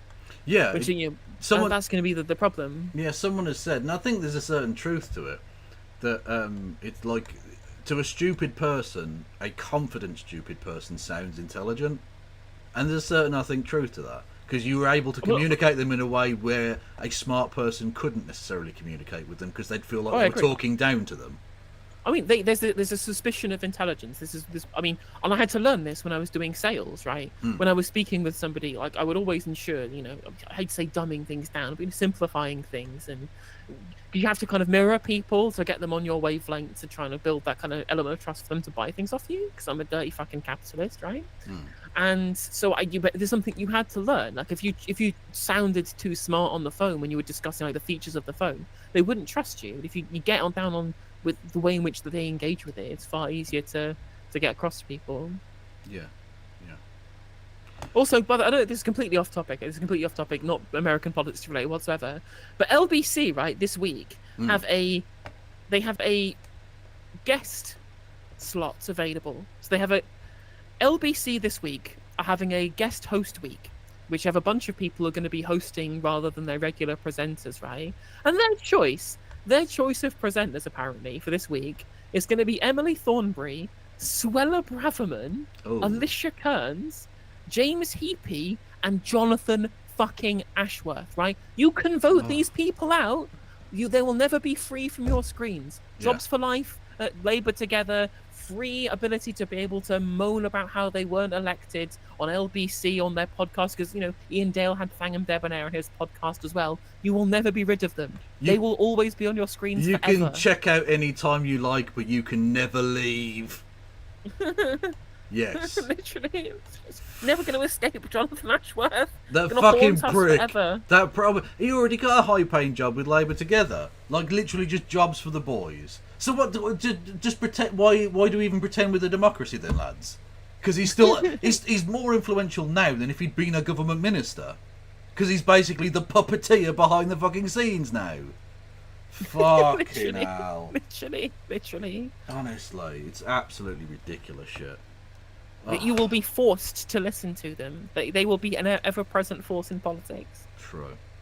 Were you going to finish off Laura Koonsberg? Yeah, I'll do that. We just finished watching the Rachel Reeves interview, so if you want to start from there... Oh, okay. I'll shoot you the link from where we were at. Oh, no, well, no, I'll just find it. I'll just go into the BBC and I'll just fucking find it. Who is Kamala Harris? The VP, blah, blah, blah, blah, blah. Also, by the way, thank you to No Justice MTG for the kindest and ultimately most pointless nicety that's ever been paid. Do you want to tell us about your cricketing endeavours today? Oh, yeah, absolutely. So, at about, I think it was sometime this afternoon, when England had finished their innings, they'd been bowled out, and the West Indies were just a bit into their innings. They were like something for one. They only had one wicket down. I was like, this is a pretty flat pitch. Probably I'm to go into a fifth day. And I live in Nottingham, which is where the Test match is currently held at Trent Bridge. And so I was like, well, I'll get in the queue for tickets for see the fifth day, see West Indies get bowled down, enjoy an England cricket match for the first time in years. Last time I went to was the Oval against Pakistan, where Azhar Ali made 94. That was in 2012. Oh, nice. That's ages ago.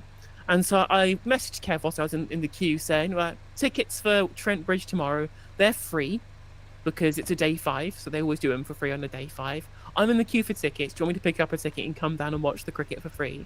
And Kev was like, and by the time Kev was a responder, I assume you're on like the degenerate hours for sleep, just like I am. Yeah.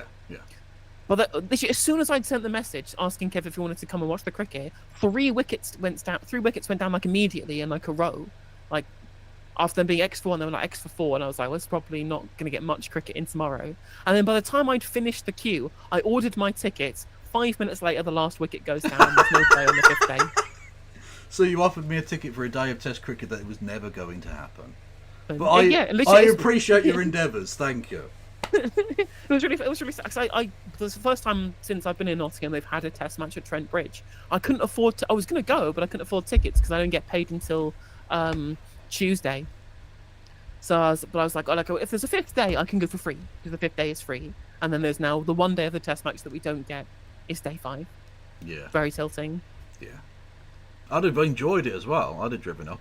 It's not that far, Nottingham. So. No, it's only Birmingham you're coming from. So we're both Midlands, just east and west. And if you wanted to, I mean, I don't live very close to Trent Bridge, so I mean, you can have you'd have parked at mine. So you have to pay, I think, like £12 for parking, but 3 tickets, and then all you have to do is pay for parking. It's hardly expensive, splitting it 2 ways. So. Okie doke. But England won anyway because the Windies were shite in the end. Having battled like fuck for 4.5 days, they just collapsed. Yeah, they batted so well in the first innings, and then the second innings they're just like, what's this like incredibly new off spinner who's no more threatening than like an all-rounder for Bangladesh comes on, and then it's like, oh, picked up 5 wickets. What are you on about? It's prime Murali. How dare you? Turning it sideways, the lad. On the crumbling, baked hard surface at Nottingham. Anyway, okay, so Rachel Reeves doing her thing. And then back to these dickheads. So we've got John Culshaw. Who are these other two? That's The Economist, So one of isn't it? The green dress, yeah. No, she's from Bloomberg. She used to be at the Well, BBC. yes, Then she yeah. worked at fucking JP Morgan. No, I meant she is an now she economist, not that she writes for The Economist. Oh right, okay, yeah. She was in economic. She did economic stuff. Yeah. So, but yeah, she worked for the BBC News, then at JP Morgan Chase, and now she works for Bloomberg. Unironically, so when this Rachel Reeves segment, they went through the tough choices in public sector pay and Stephanie not doing things for poor Flanders. people. There we go. Yeah. Sorry. There was hardly anything particularly interesting that was said in the Rachel Reeves interview. But before the interview, this woman was just like, oh, well, actually, things are looking much better for the economy. All of my friends that I know from the city and the markets, they think that the UK is ready for investment. And they're feeling very good about like the secure and stable situation in the UK. And I was like, oh, well, if the people in the financial sector are all good, everything is fine. Everything is fine now. The people in the city of London are feeling like everything's stable again. I am fine now. Awesome. It's a little bit like, the people like... what was his name? The Finkelstein, the Tory lord, going, can I ask you, young man, why do you feel disenfranchised? Motherfucker. No, well, there hasn't been a military coup, so I don't know why you feel exactly. disenfranchised, right? Why do you feel like this is bad? Like, you're not undergoing the literal Holocaust, so be happy about that. It's the craziest thing. Oh, so stupid. fucking hell, mate. Made of it. I mean, Zara, you want her to lift the bar on families with more than 2 kids Get a drink, one being sec. able to claim Yep. some extra benefits. She is not budging. I suppose in a broader sense, how difficult are you on the left prepared to make life for the leadership? Well, if the Labour Party has a moral mission, it has to be to eradicate poverty, especially child poverty. There are families experiencing unnecessary hardship. Rachel mentioned tough decisions. We can fund this if we look at different tax decisions where the wealthiest, through the broad... Exactly, that's the thing. No, the tough decision would be taxing the people that he needs as donors. It's actually not that tough a decision to impoverish poor kids. The Tories have been doing it for 14 years and winning elections. So it's clearly not that tough a decision to impoverish the poor already. Yeah. Exactly. It's incredibly easy, in fact, to take decisions that negatively impact people with literally no political power. It's much harder when you do it against people who do have political power, which is, of course, why people need political power. The reason why Rachel Reeves is actually stuck with a tough decision here is because one of the things that she needs to spend money on is an increase in public sector pay, as per the recommendations from the independent peer review bodies. And that would be very easy if it was just a bunch of normal people who were like as part of a subcontracted cleaning for the NHS, because they don't have any choice. They just take the wages that they're given and then they have to fight it out in the trenches of the labour market. But this is for teachers and doctors and nurses who are all unionised.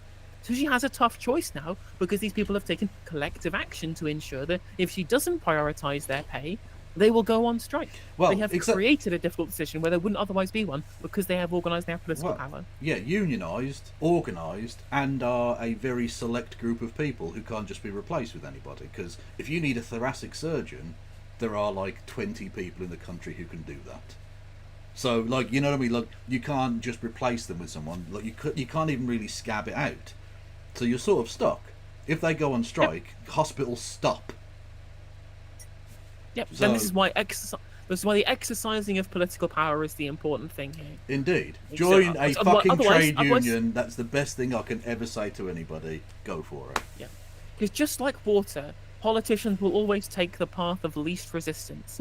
So if you don't provide any resistance, whilst rich people do because they understand their own class consciousness, they will follow that path. Yep. You have to create a path of resistance elsewhere.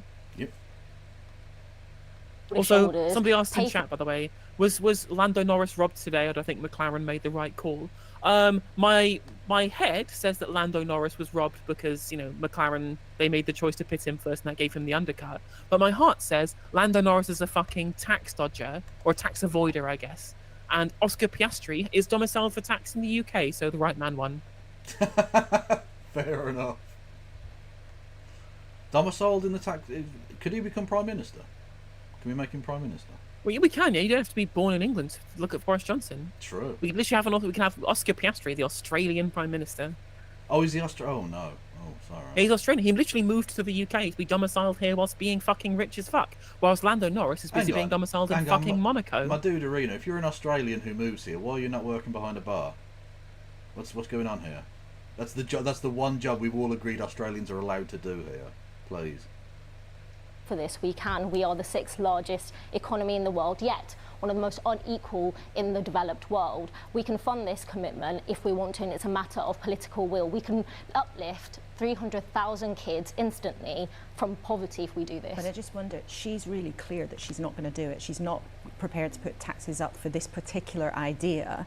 And for you then on the left, how hard are you going to push, and are you going to be able to when the government and the leadership has got such a big majority? Well, this policy is the policy of Labour Party's 11. Well, even though they do have a big majority, I think even the relatively right-wing members of them would be absolutely fine with them getting rid of the 2-cab thing, because it's embarrassing to have to go out there and defend this fucking shit when it's like literally taking food.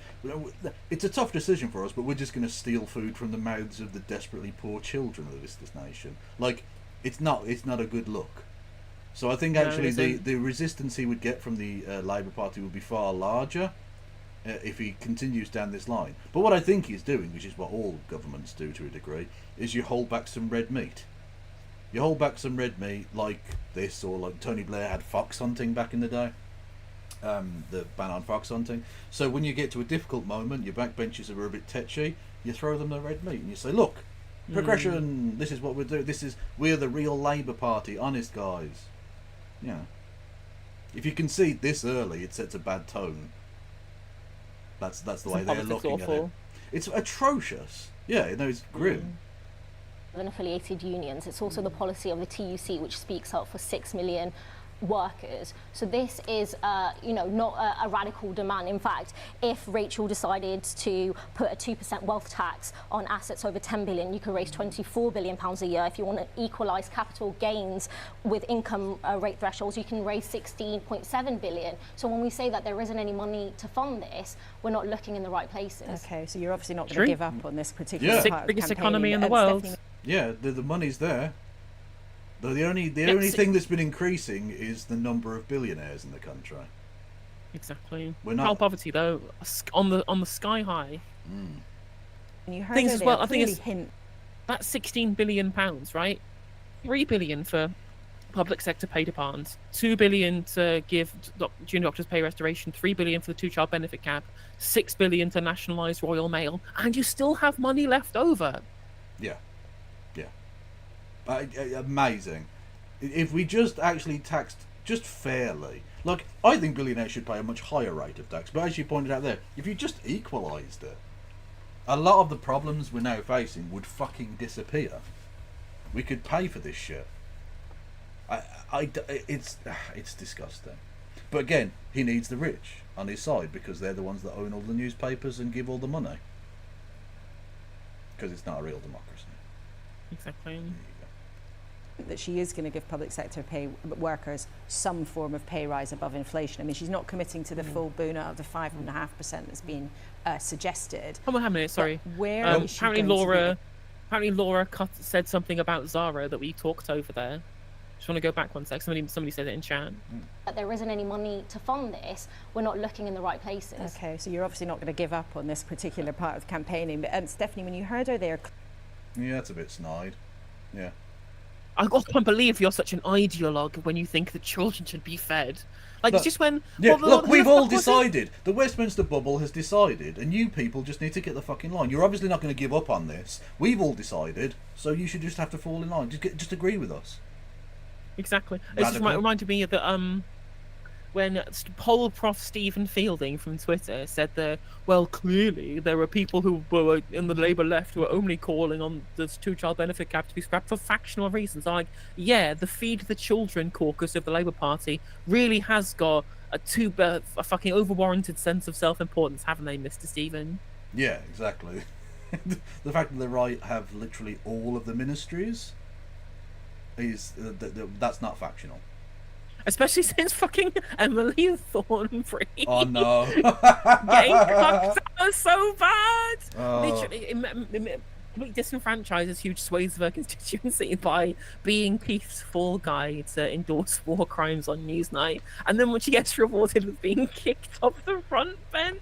Yeah. Oh, diddums. Oh, it's not going well, is it? No. But oh well, she's being a guest host for the LBC, so things are looking up. Everything's coming up Millhouse. True. You want a link for that? Rohack in my chat has decided to start cutting stuff up, so he wants the link there, and the timestamp is 28:50. So there you go. Yeah. Clearly hint that she is going to give public sector pay workers some form of pay rise above inflation. I mean, she's not committing to the full boon of the 5.5% that's been suggested. But where is she going to be able to get money from? I mean, this demands on child. The rich, the ones who have all of the fucking money. What do you mean? She just literally, and Zara Sultana laid out an entire prospectus for a tax plan on capital gains tax. Well, where's she going to find the money? Zara Sultana literally just fucking told you, Laura. Also, I don't know if you, I swear, Kev, after the interview with Rachel Reeves, I went and watched newscasts with Laura Koonsberg in it, and she was saying in this debate, the people that she had on saying, well, how many? It's 4.5% inflation busting Paris. Oh yeah, well, inflation's now 2%. I'm like, whoa, hold on, rewind, Laura. Inflation was 16%, and they didn't have pay rises back then, so they still have got real terms pay drops. Just because inflation is now 2%, because the governments have been waiting out the clock, doesn't mean that makes it inflation busting just because inflation has gone down. Just doing agitprop for the government here, trying to paint the unions as being unreasonable. Yeah, exactly. Yeah, it's ridiculous. We're so much poorer than we have been in any recent time, and yet literally to the point where we've got shorter children than we had because they're undernourished, and yet these people daring to ask for like even a modicum of restoration is too much. Whilst of course no one mentioned, oh, when bankers' bonuses can be just endless, billions. Fuck it, who cares? You can pay billions in fucking in payouts to shareholders and to executives at companies that are literally pumping human excrement into our fucking water. That's fine. That's fine. But you know, a doctor wanting to get paid so they don't have to use their fucking food bank is too but if much. they nationalised the water companies, it would make the shareholders sad. I don't want to tell you the things I would be happy to do to those shareholders, because we would both get instantly shut down. Absolutely. Oh, yeah, send the bosses to prison. They're doing illegal shit. Send them to prison. Yeah, exactly. Yeah, no, that's the least of it. Yes, that's the kind legal thing. Yes, send them to prison. We can do that.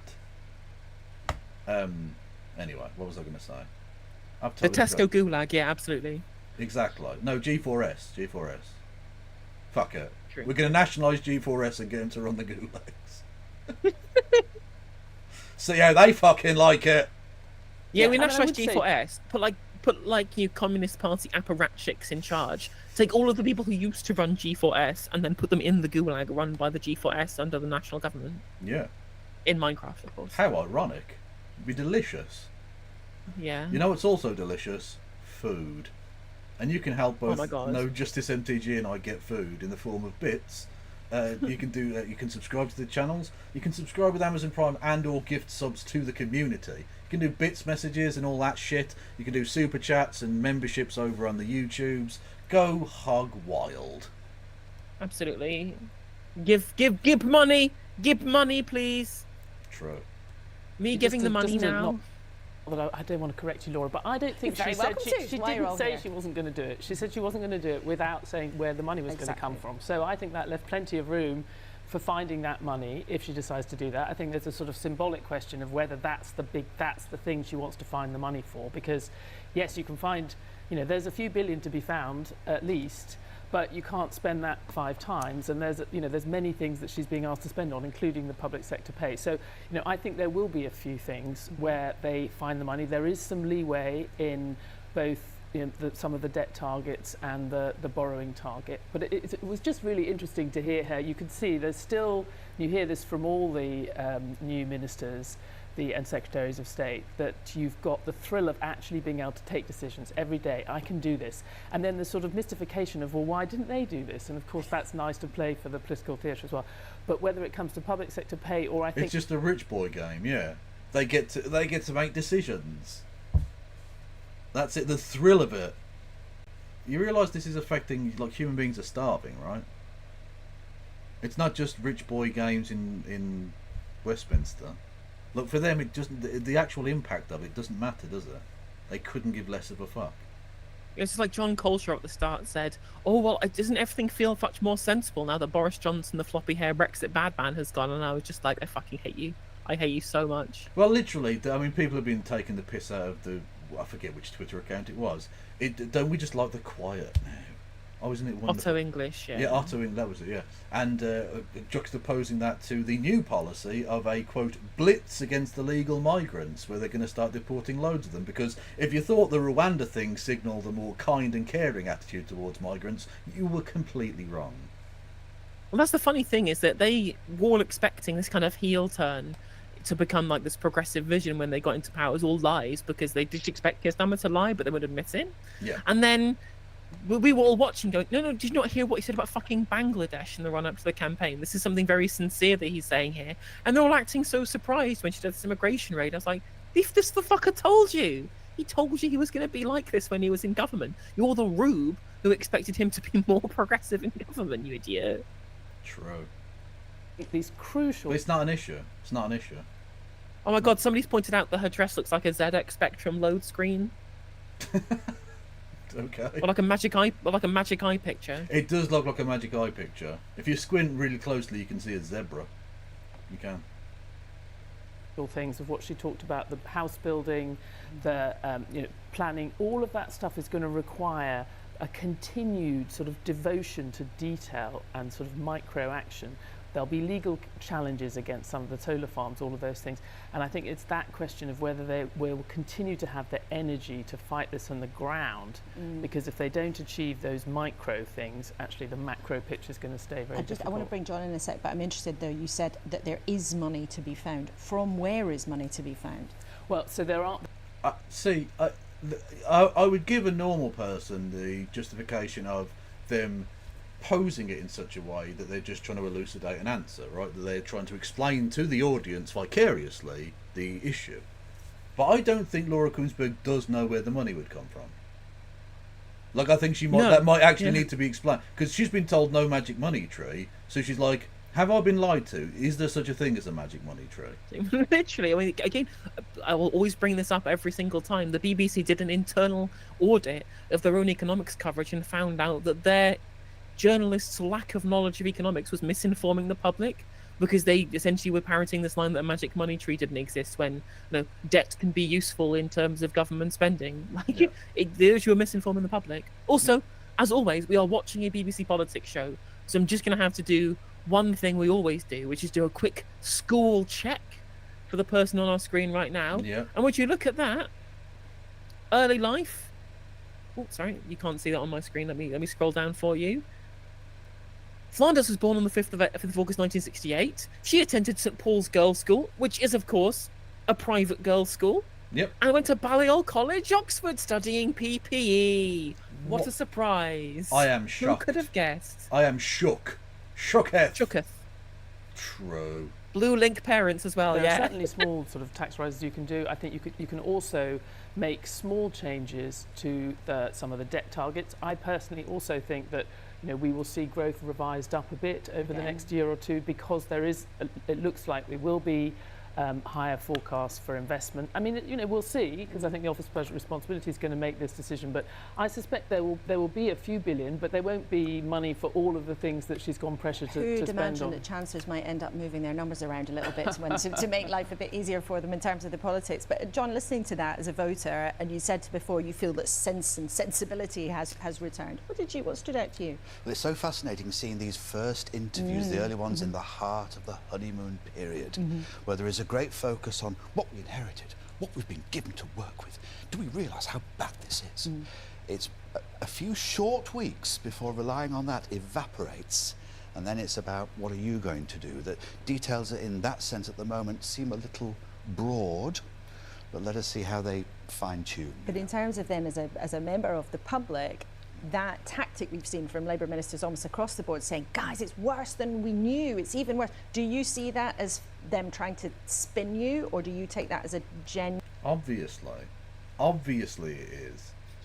I mean, she literally pointed out in the interview with Rachel Reeves, all of this information is publicly available. Yeah. Like, you knew the inheritance beforehand. What the fuck are you talking about? Yeah, exactly. Like, there's no real massive surprises. There's probably going to be one or two bits that they hid from the public, which were probably open secrets in Westminster anyway, but like there might be one or two little bits and bobs, but realistically they knew what they were inheriting, and it isn't great, to be fair, let's not pretend it is, but it's getting better, and we're a very rich nation that can afford these things. They're just lying because it's easier to do that than to either tell the truth or do the right thing.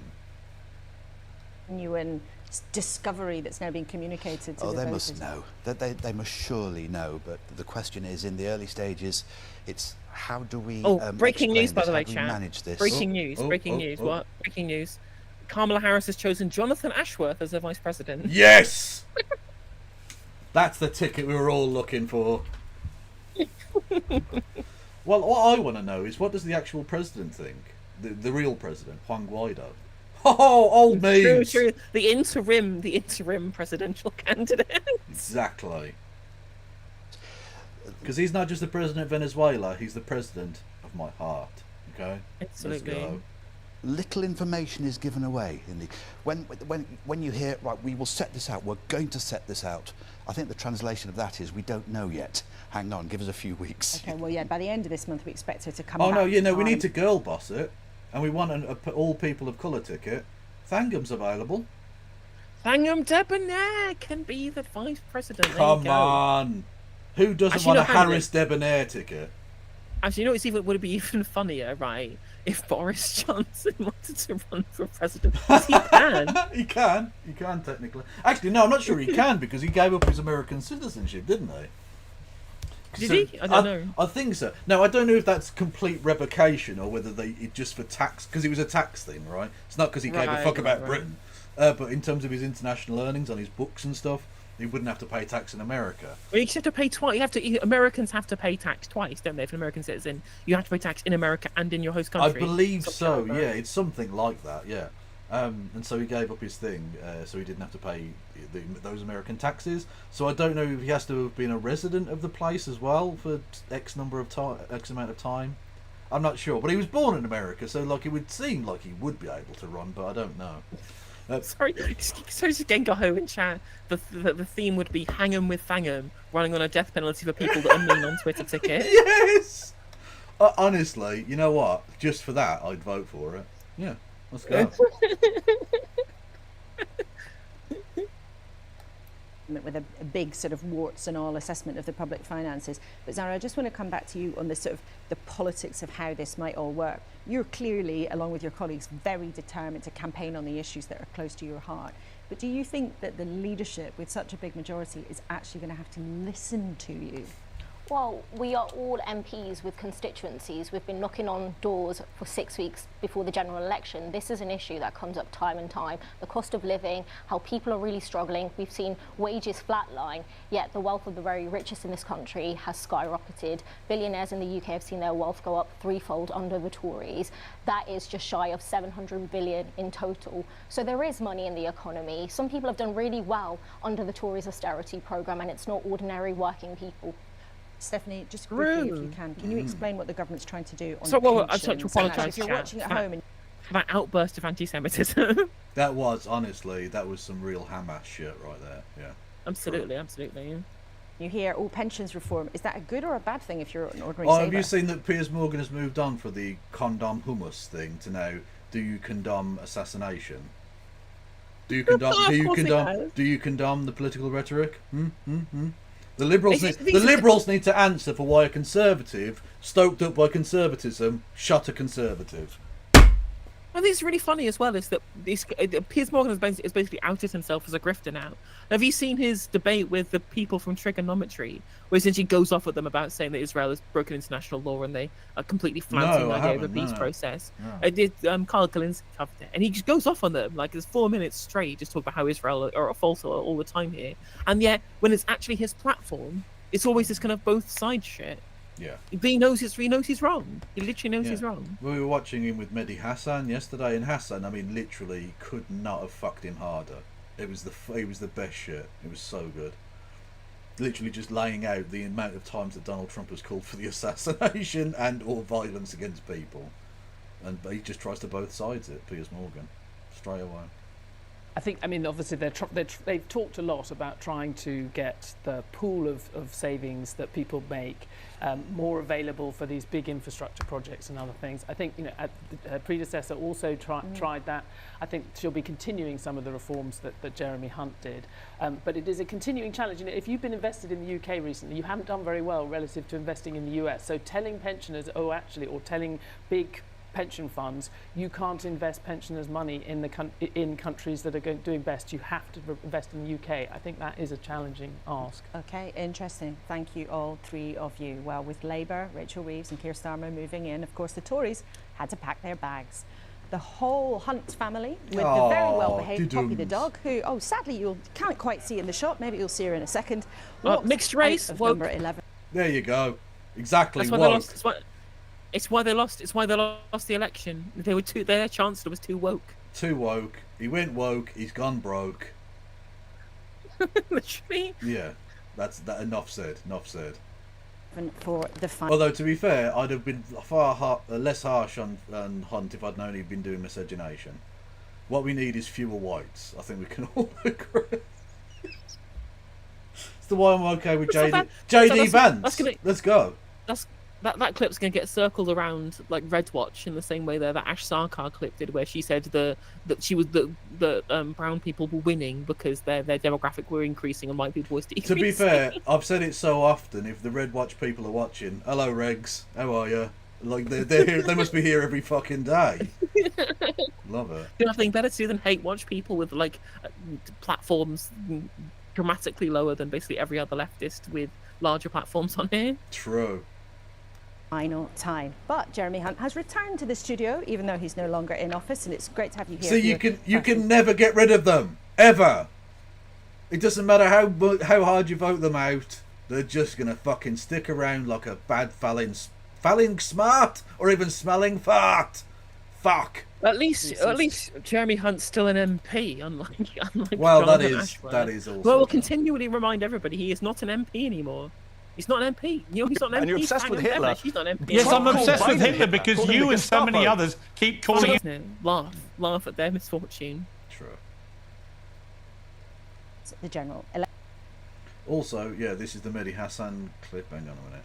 This is so Rohak likes cutting people up out of context, which is funny, to be fair. And this is Piers Morgan revealing himself. And you're obsessed with Hitler. Yes, I'm obsessed with Hitler because he is obsessed with Hitler. He is.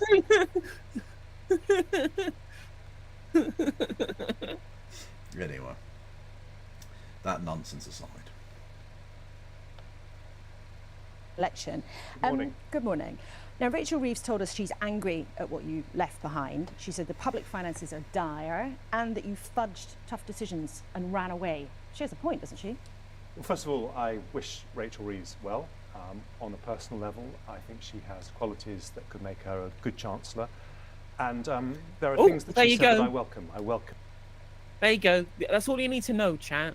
The person who has praised Rachel Reeves' ability to be chancellor is the guy who was responsible for the junior doctors' contracts and also for all of the shitty policy that we've had for the last 2 years. Yeah. Labour friends of Jeremy Hunt. True. What she wants to do on pensions, which you were just talking about with Stephanie. I welcome what she wants to do on planning reform. But what is absolute nonsense is this business of the worst economic inheritance since the Second World War. I mean, you only need to look at the last time a government changed hands between parties in 2010. Compared to then, inflation... Is he going to say they left a note saying there was no more money for the millionth fucking time? We shall see.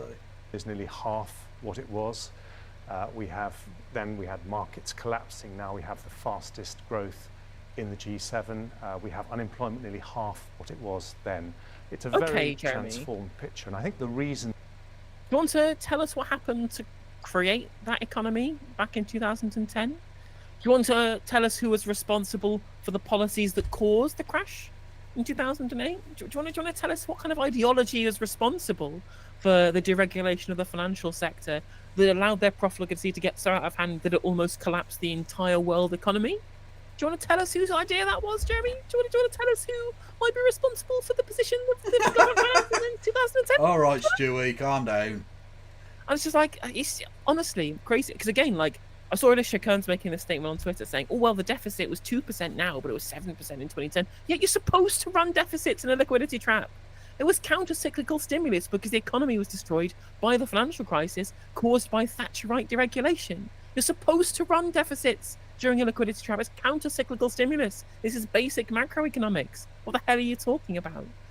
Well, inflation's lower now than it was then. I'm like, are you going to take responsibility for inflation going up, or only going to take responsibility for it when it's low? Yes. Again, you can't just have it both ways. They want to, certainly. Apparently you can have your cake and eat it. And that she's doing this is that she wants to lay the ground for tax rises. Now, perfectly legitimate for a new government to come in and say they want to spend more and tax more. Every Labour government in history has done that, but she should have been honest about that before the election. You want to have a go at people for being dishonest about taxation of the Labour Party before the election? Are you taking the fucking piss? They're going to tax. They're going to tax you on your gerbils. They're going to tax your fucking feet. Everything. They're nationalised sausages. The thing is, as well, is that it would be funny if they hadn't been liars as well. This man was a chancellor for a prime minister who ripped up their mandate that they were elected on in 2019. That is also very dishonest. So, because there's plenty of legitimate criticisms of the dishonesty of the Starmer and Reeves campaign. All this saying, well, we have no plans to raise tax. We have no plans to raise. It's not in the manifesto. But ruled out these certain taxes, they can raise taxes elsewhere potentially, right? You know, that is a little bit dishonest. But they have, neither party has any legs to stand on because they're all just completely dishonest. Yeah, like you cannot ever criticize the other because you're all just the same as each other. True. Rather than trying to spring it on us hang on, but after the you're election. trying to suggest what she might do, and we don't have a crystal ball. But just to pick you up on that, you know, government debt is the highest it has been since 1962. Government debt is nearly at the same size of the whole of the economy. The unemployment rate actually recently has started ticking up again. Economic inactivity has started ticking up again. So people not in work who could be. And all of our viewers this morning, Jeremy Hunt, know that in the last few years, under successive Conservative governments, the economy has been bumping along the bottom and people have felt terribly hard up. So you're not going to sit here this morning, surely, and say, actually, what you left behind was all peaches and cream. Not at all. We faced in the last 14 years 3 massive global shocks. COVID in Ukraine! The pandemic, the every energy time. shock, clearing up after the financial crisis. And despite those pressures, we grew faster than France, Germany, Italy, Japan, many other similar we have a better economy than Italy, do we? Wow, well, if we've got a better economy than Italy, everything must be going fine then. Brill. Yeah. I'm so glad that we've vaulted the high bar of having a better economy than Italy. Brilliant. What's next? Our economy isn't as bad as Greece. Come on now. It's true. It's true. We exactly, like we have a better economy than South Sudan. Why not? Like the Gillian Keegan clip. Does no one give us any fucking credit round here? Tell us that we're doing a good job. We're doing better economy than South Sudan. Yeah, we're doing a fucking good job. The people of Eritrea wish they had this kind of economic growth.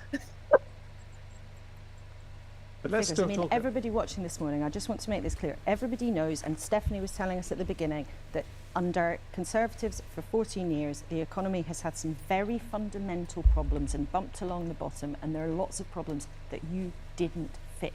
I'm sorry, Laura, but I just do need to correct you there, without wanting to relitigate all the debates we had in the election. But since 2010, when we had all those shocks, all those things we had to cope with, we have grown faster. What I want to say to him is, you're not the Chancellor anymore, and you're effectively never going to be a government minister anymore.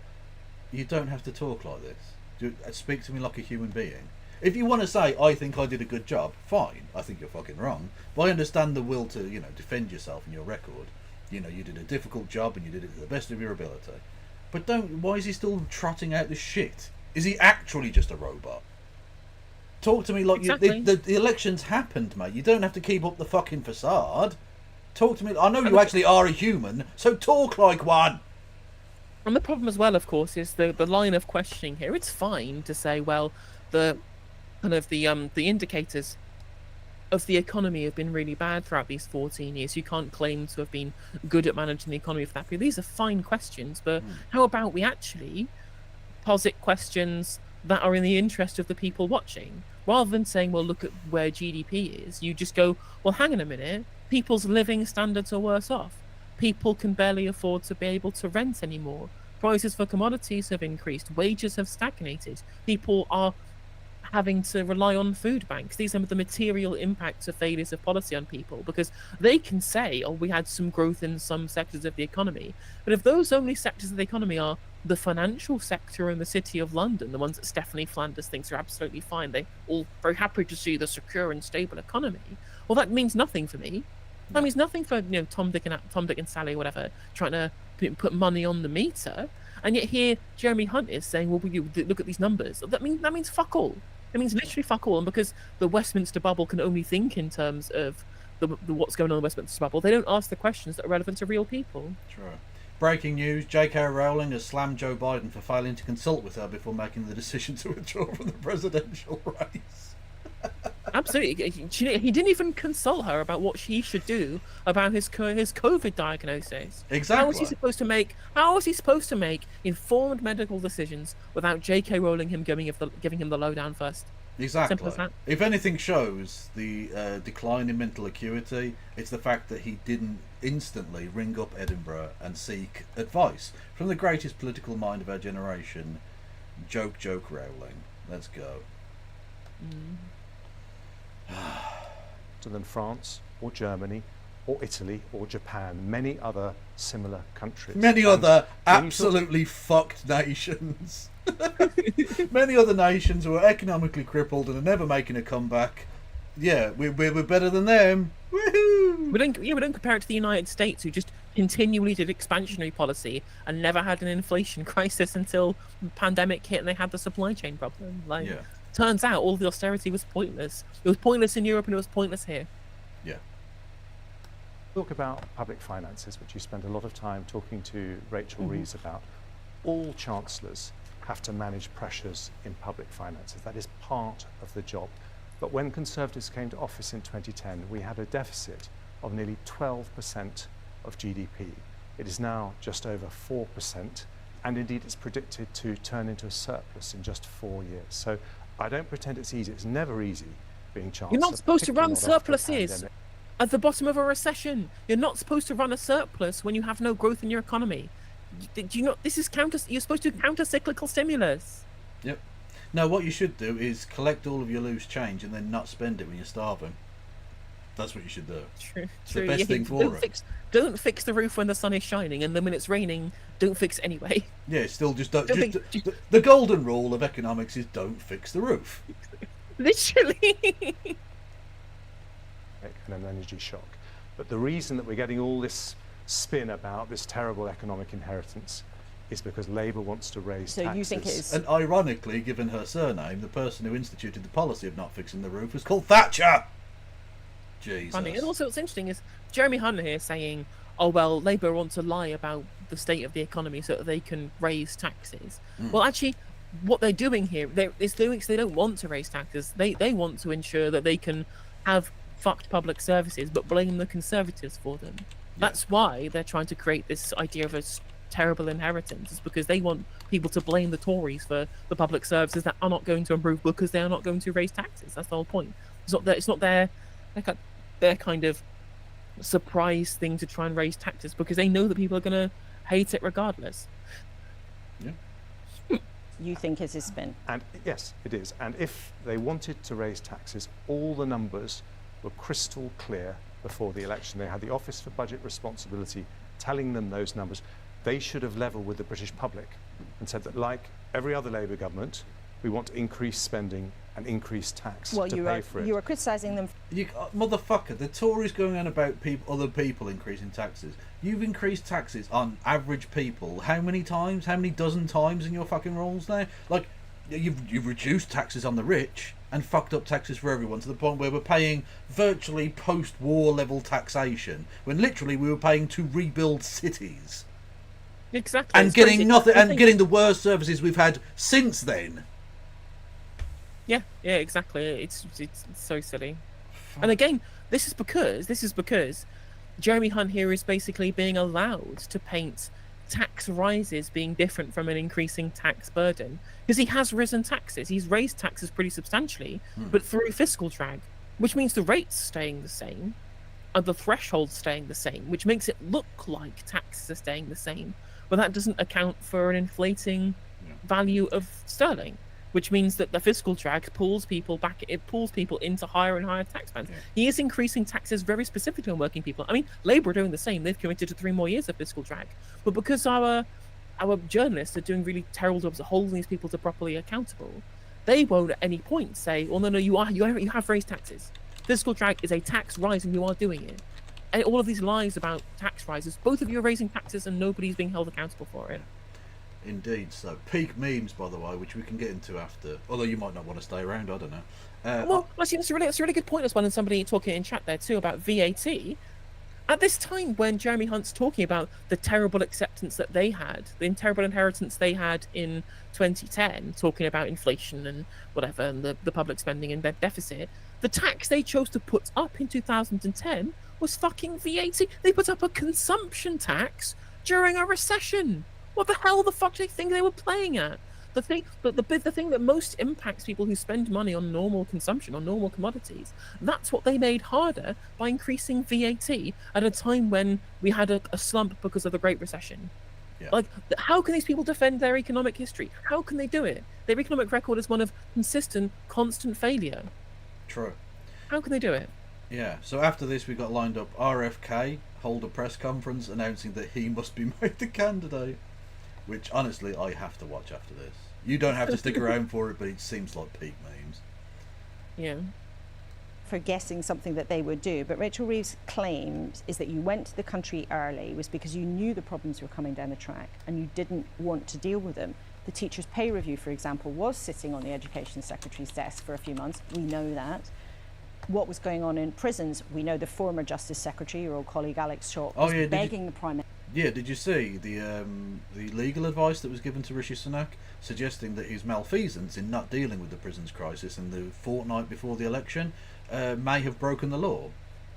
That he that's probably why he wanted to call the election Starbucks to California before he gets held accountable for his crimes. He literally might have actually broken the law and committed crimes in essentially allowing the country to go to fuck.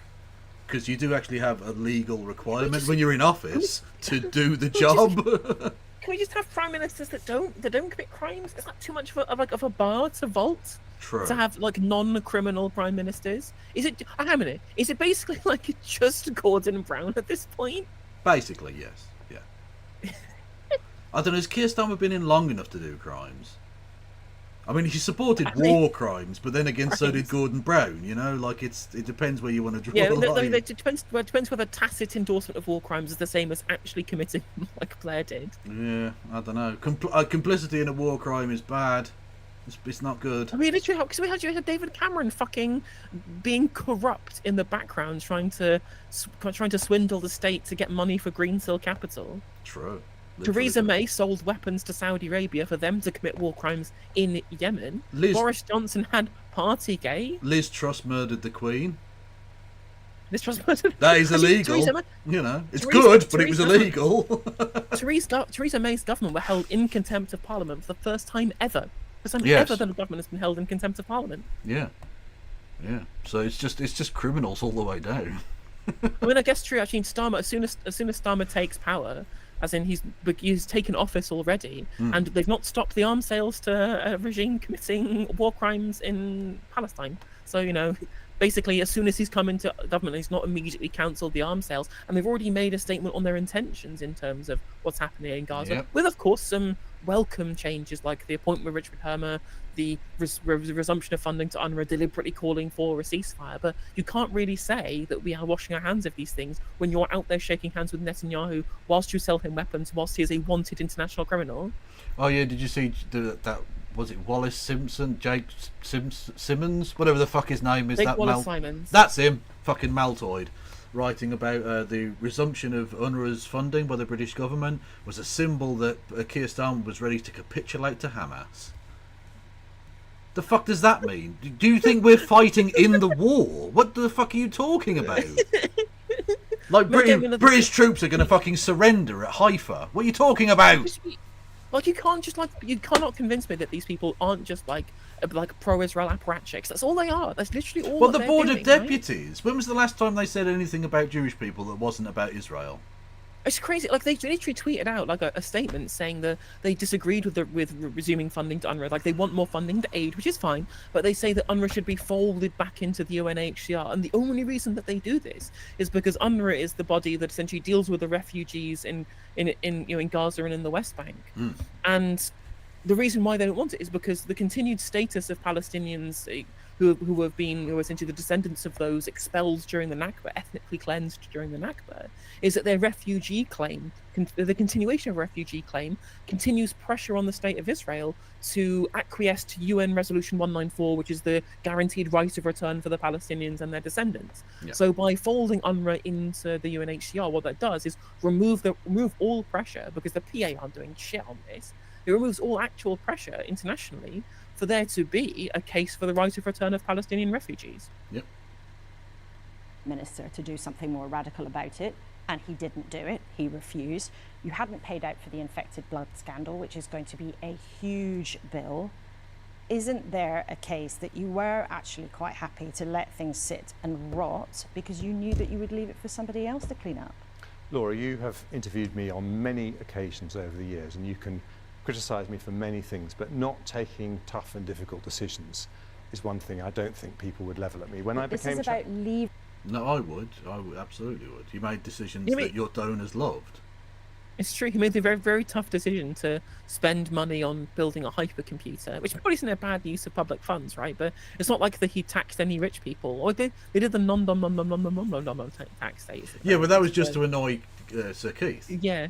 It was just to try and steal the thunder of the Labour government, so they had less fiscal wiggle room, and they used it for a tax cut anyway. Yeah. A tax cut for like middle income people. Like the people who didn't get a tax cut from the national insurance cut because of fiscal drag are people on the lowest incomes, right? But all the middle Englander, like 40, 50k earners who are like the Tory sweet spot for their swing voter base, they all got a tax cut though. Yeah. When is Biden speaking about it? He said he's going to make a statement later in the week. So I don't know, when next time he wakes up, doesn't he sleep for like 3 days at a time? Once he's recharged his brain, like have like a 6-pack of Red Bull. Yeah, exactly. Once they've got enough coke in him that he can actually stand up again, that's when. Well, but Weekend at Bernie's in it. Yeah. Leaving things behind. Well, I'm very happy to tell you. No, actually, it's true, Solly. Actually, like he might have died, like that scene in I'm Alan Partridge, where the guy who replaces Tony Hayers as the commissioning editor of the BBC dies, and Alan Partridge has to write with his hand his signature on the paper. That's what they've done. Yeah, basically. Yeah. Pretty much. And what we left behind, and I've just said that compared to the inheritance that we had in 2010, this is a transformed picture, albeit with many challenges. But true. I mean, true. He's not lying. He's not lying. It is a transformed picture. We're going to have more people using food banks. Wages have stagnated more than they had during that period. People are far worse off. We are low on the Human Development Index. Our credit rating is worse. International credit rating is worse because of Brexit too. Right? Plenty of things have changed, just all for the worse. You know what also was transformatory? Bubonic plague outbreaks. I mean, to be fair, at least the bubonic plague outbreak was... I don't know, I was trying to make a joke that it's not as bad as Jeremy Hunt. Either way, they're both shit. Well, at least it's a naturally occurring thing that spread. It killed kings, whereas he specifically targeted the Black Death only at the poor and disabled. I mean, you might think that the kings that came after the Black Death saying, "I'm sorry, the economy is bad, but we had the Black Death and we had the war with the French. So unfortunately, you can't just expect the economy to recover overnight." Exactly. You will stick to your minimum of 2 groats a year, and you'll like it. Okay, that's the living wage. Yeah, you will till the fields of your lords, and you'll feel great about it. Unfortunately, there's nothing much we can do. Yeah. I had to put up taxes. Shorter children as well. £20 billion. Yeah, shorter children. Yeah, true. So I had to cut spending plans by 30 Actually, billion. to be fair, just as a historical truth here, the wages massively grew after the Black Death because of the shortage of labour. It was one of the things that began the death of serfdom in Britain. I mean, we literally saw the same during the pandemic. We saw the same that during the pandemic. We saw a tightness of the labour market when the economy reopened from the pandemic. Of course, some of that was fiscal stimulus, and some of that was a load of sectors were needed workforces, so that the labour had a much better control over the economy, having been continually kneecapped by supply-side labour market reform for all of those 14 years. I was reading a report actually by Mark Carney from 2014 talking about absolute basic nerd shit. Go on. Super nerd shit. But this is Mark Carney, who's helped Rachel Reeves with a bunch of her policy, talking about how actually it was really good that we undercut workers' wages, right? How they deliberately undermined workers' ability to bargain and ran supply-side labour market reform at the same time while undermining workers by having more immigration with no policy to help smooth over the labour market for workers too. And this was a really good thing. It's a really good thing. We got unemployment down whilst also kneecapping workers and their wages flatlined. This was really good to deal with the Great Recession. I'm just like, I hate economists. I hate them so much. Also, someone back at this point, Keir Starmer coming in and saying, "Look, you may not like the plague, but we need to make the plague work." Okay. Literally, this is from like the thing I was reading, right? Even though for many, this is from 2014, by the way, from Mark Carney, who was the governor of the Bank of England at the time as well. Even though the times for many families have been tough, relative to that benchmark, the UK labour market has performed well. Despite a recession, unemployment did not rise as much. Demonic piece of shit. Essentially, he's saying that it was really good that we had like people who were being fired easier because of flexible labour markets was really great. It brought unemployment down, even those people's wages were worse. And the cutting of the welfare bill forced people back into work, but also made people worse off as well. Incredible. The French Revolution had some good ideas. That's all I'll say. The weakness of pay has in effect purchased more job creation. It has not resulted in an unusually high level of profits. And I was just like, yeah, because the economy hasn't grown because people couldn't consume because of the level at which people's wages haven't grown, Mark. There was a guy called Lassalle who was the economics minister to the last king before the French Revolution, and his iron law of wages was that your average French worker should not receive more than the minimum on which he needs to exist. The French Revolution did away with people like that. Absolutely. Are you Jacobin pilled now? Look, I don't want to go any more into detail on it because it would be terms of service. I'm just suggesting there are some good philosophical concepts.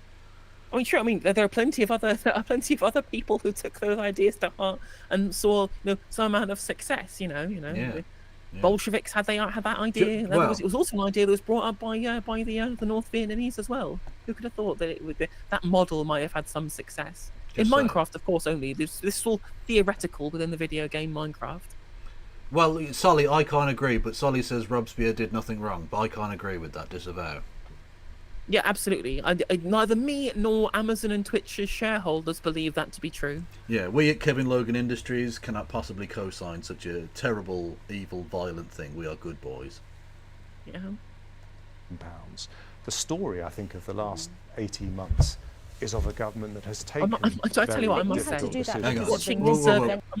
must say, watching conservative commentators from like the Telegraph and people like that talk about like how ungrateful people are about the Conservative Party destroying the economy. True. Like nothing has made me more sympathetic with dekulakization. Yeah, you just think, you know what, the Committee of Public Safety was a thing that happened.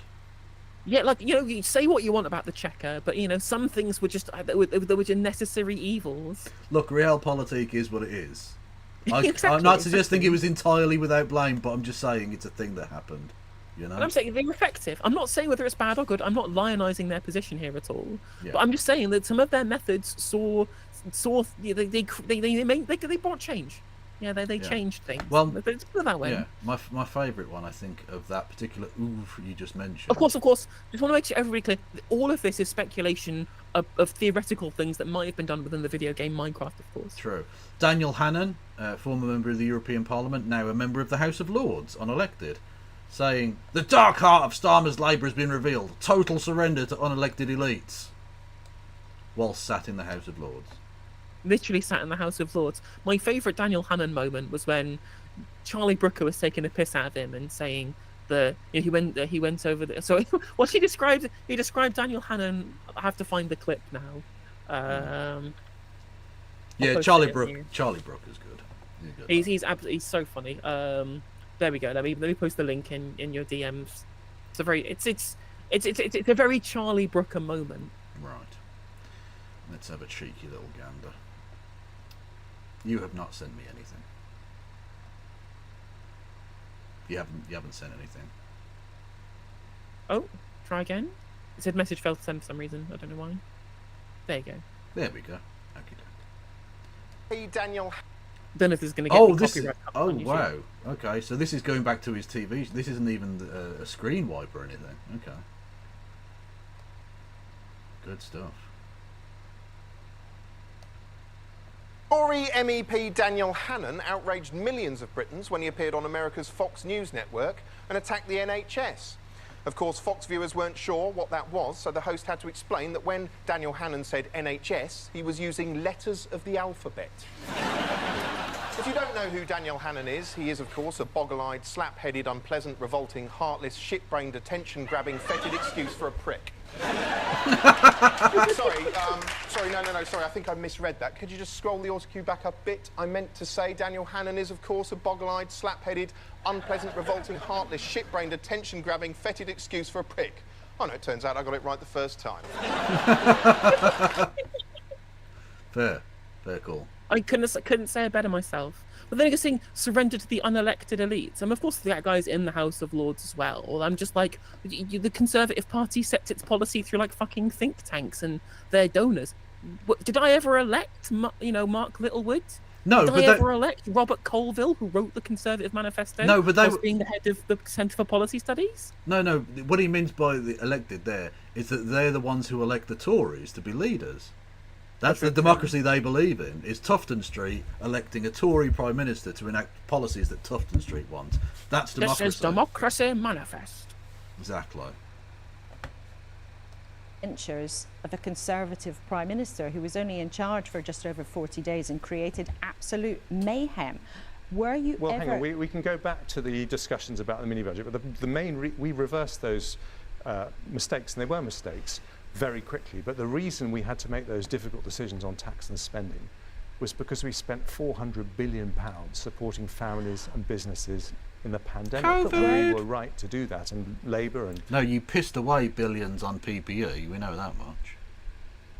A lot of it went to members of your caucus in the House of Lords, of course. Not naming any names. Although, yeah, again, I'm just going to mention like the Jeremy Bethel moment when he was just like, yeah, I do saw my WhatsApp messages in the COVID inquiry, who then posted his WhatsApp messages after that from 2021 to own Michelle Mone. And quite frankly, the Michelle Mone cope arc where she started like dropping Tories in the shit, I was living for it. It was a beautiful moment, yeah. It was a real cat fight. And more cat fights to come in the Conservative Party team. Oh, they're all going after each other. You've got fucking Jenkins going after Atkins. You've had Suella Braverman and Kemi Badenoch catfighting one another. It's delightful. Really, I'm here for it. Did you see that Suella Braverman might be defecting to Reform UK? I did see that. After being elected on a Tory ticket. And that I genuinely, I said to you, didn't I? There's no way that the Reform Party end with 5 MPs. They could have a lot more. They could have less. But there was no way they were going to end with 5. There would be defections and resignations and all sorts. It would be very funny if enough Tory MPs defect so that the Lib Dems are the official opposition. That would be fucking very funny. That would be awesome. Everyone supported us when we did that, but of course you have to pay for that. Were you ever going to be able to cut taxes in the autumn? Well, I believe I was looking until a couple of weeks ago at the same numbers that Rachel Reeves is now looking at, and it's very clear that if you are prepared to show restraint on public sector pay, as we did last year, if you're prepared to be ambitious on public sector productivity, as I was in the budget, and you're prepared to do welfare reform, which was glaringly absent from the King's speech. If you do those 3 things, all we've done is kneecap growth by having public sector employees leave to get better wages elsewhere. Like, it's again for a party that markets itself as a market fundamentalist party. They say that we're the party that's pro-market. They seem to have a really kind of poor understanding of how markets work, right? If people can get wages better elsewhere, they will fucking leave. They'll go to Australia to get paid better there. I've said this before. The people who least understand capitalism are its biggest adherents and fans. They haven't got a fucking clue how it works.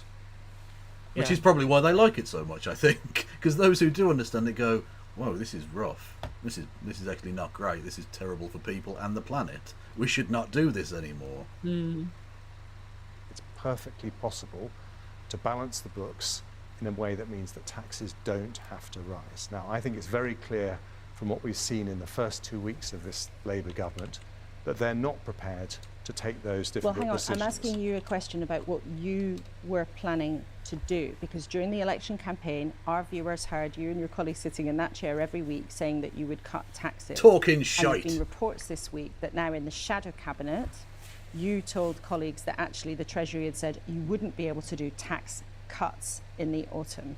Is that true, or do you deny that you said that? Well, we said, and I still believe very strongly. So he did say that. Because if he didn't, he comes out straight away and says, no, it's bollocks. He was talking shit about it. It's the did you threaten to overrule him moment all over again. Like, if he hadn't threatened to overrule him, he would have said no. Yeah, exactly, yeah. Like, politicians are so obvious if you know what to look for. But unfortunately, most people aren't even watching.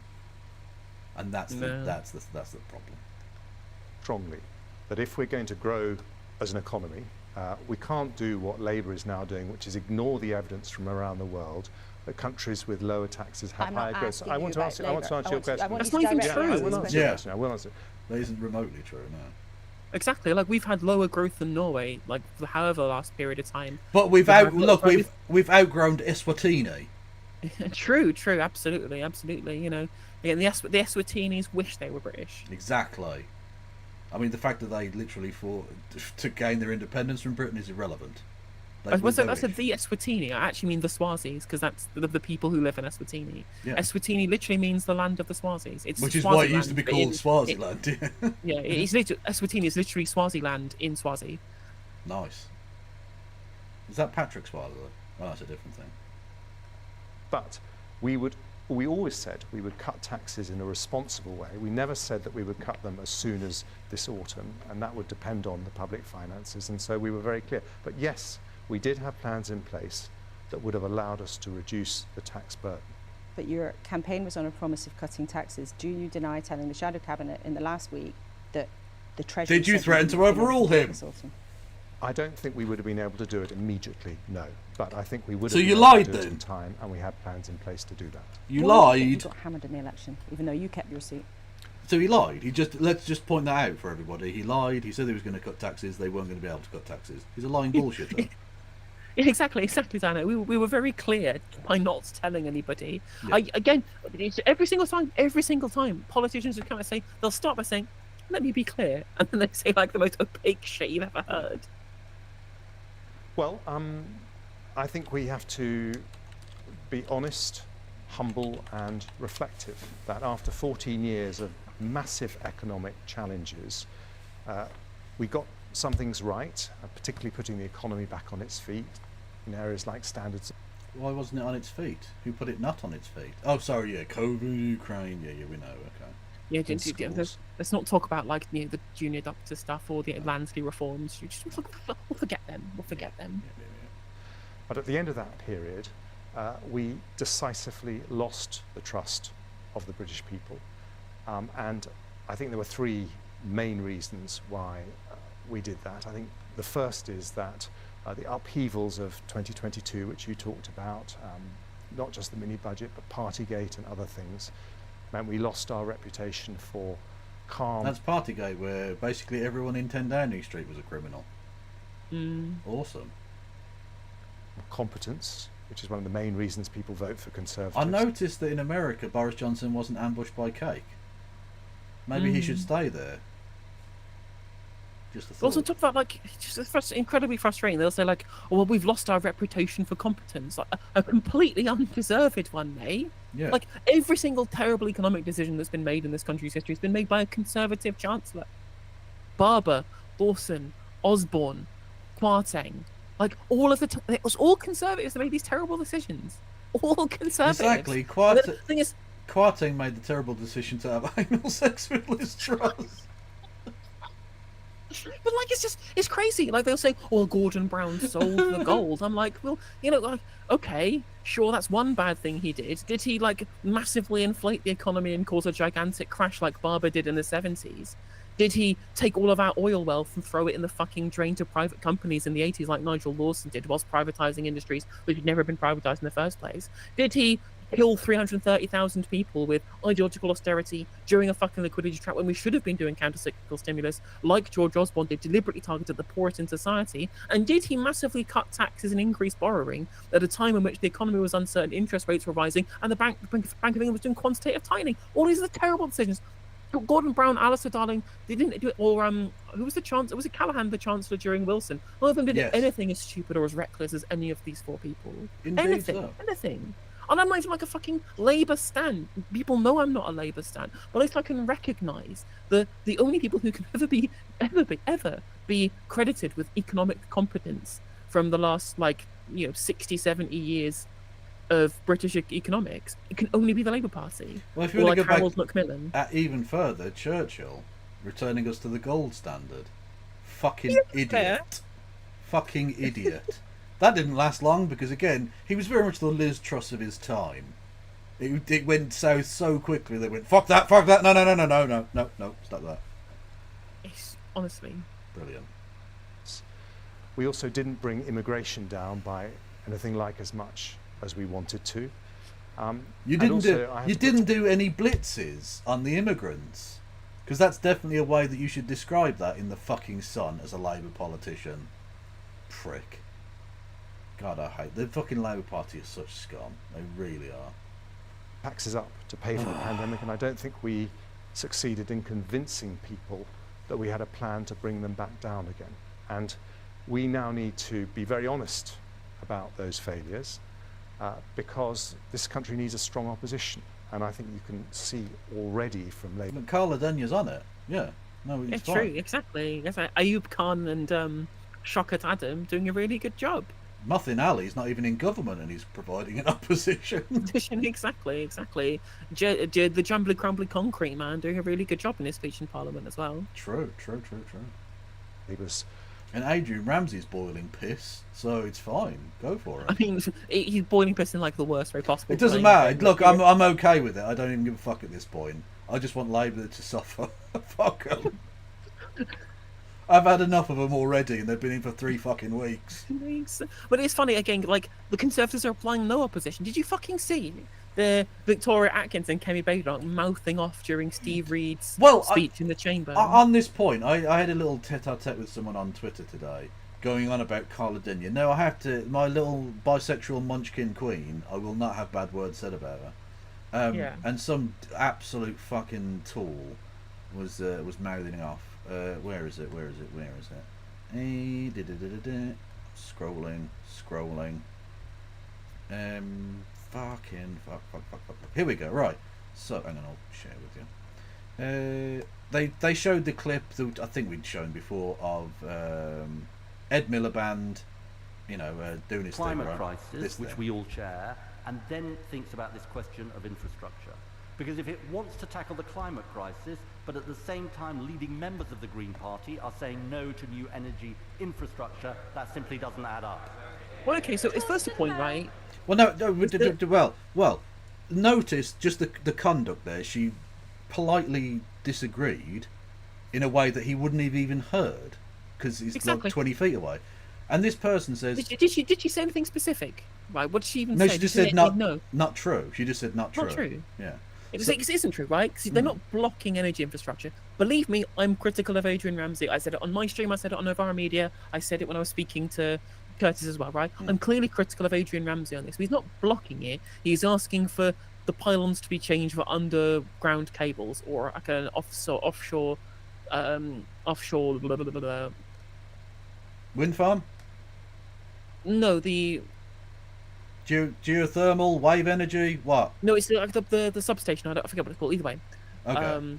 Offshore grid. That's the one, right? Oh, okay. And I think this is stupid. Just build the pylons. It's cheaper. It's more efficient. It's less environmentally damaging. It just looks worse for the people who live in the area, and that's the problem. It's the NIMBY vote. These he's trying to cope here, but like whatever. Like I think it's wrong, but the idea that he's blocking the infrastructure isn't true. He's asking for a change in how the infrastructure is built, so that is completely inadequate framing by Ed Miliband. And second of all, that wasn't the fucking question. The question by Carla Denyer was, under GB Energy, they are currently expecting 25% share ownership because it's £1 of public investment for £3 of private investment. And she asked, will there be any like majority government-owned projects coming out of GB Energy? And he didn't answer. He didn't answer the question. This has been clipped out of context so that you don't think about what she's asking, and you don't see his non-answer either because it was clipped by someone from Guido fucking Fawkes. Yeah, the Liberal Democrats go like, oh, I'm going to share this thing that Guido Fawkes posted. I'm totally a progressive person. Come on. Yeah. Hang on. So this fucking Lib Dem Maltoid going in about when I said Carla Denyer is a sixth former, we're more fit to be on Twitter than on Parliament. This is I was hoping she'd prove me wrong. She's only proven me right. And I just said, what about that even indicated her unfitness for office? Do you even know how the average parliamentarian acts? And I was going to go into further stuff about like the Tory shouting boobies every time a woman stands up, or the here every fucking 5 seconds during PNQs. But you don't even need to, because as you pointed out, Kemi Badenoch and fucking Victoria Atkins, I mean, just acting ridiculously. And there's another element to this which people have missed, which I'm going to fucking point out as we go along as well.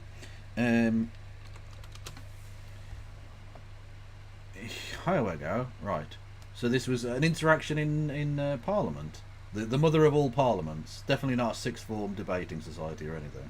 Farmers' energy bills against future price shocks. And 500 more mental health professionals and a hub in every rural community to tackle loneliness and the mental health crisis. Order! Fucking shouting from the dispatch box. Yeah.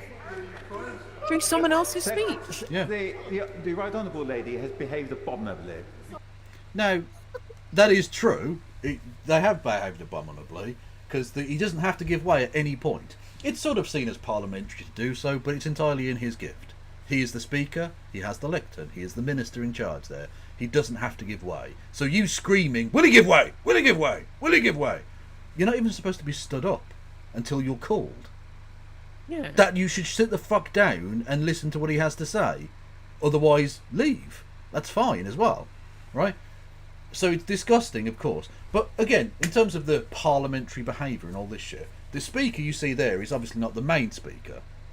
He is one of the... This is his first day as deputy speaker. This is Christopher Chope, the guy who blocked the upskirting. Exactly. So in terms of parliamentary fucking decorum and who deserves to be there and all the rest of it, this guy, having allowed through 3 previous bills the same day, said, oh no, it's parliamentary procedure, etc., and blocked the upskirting bill to the point where even Theresa May had to bring it in as a government piece of legislation, was been rewarded by being made a fucking deputy speaker of the House.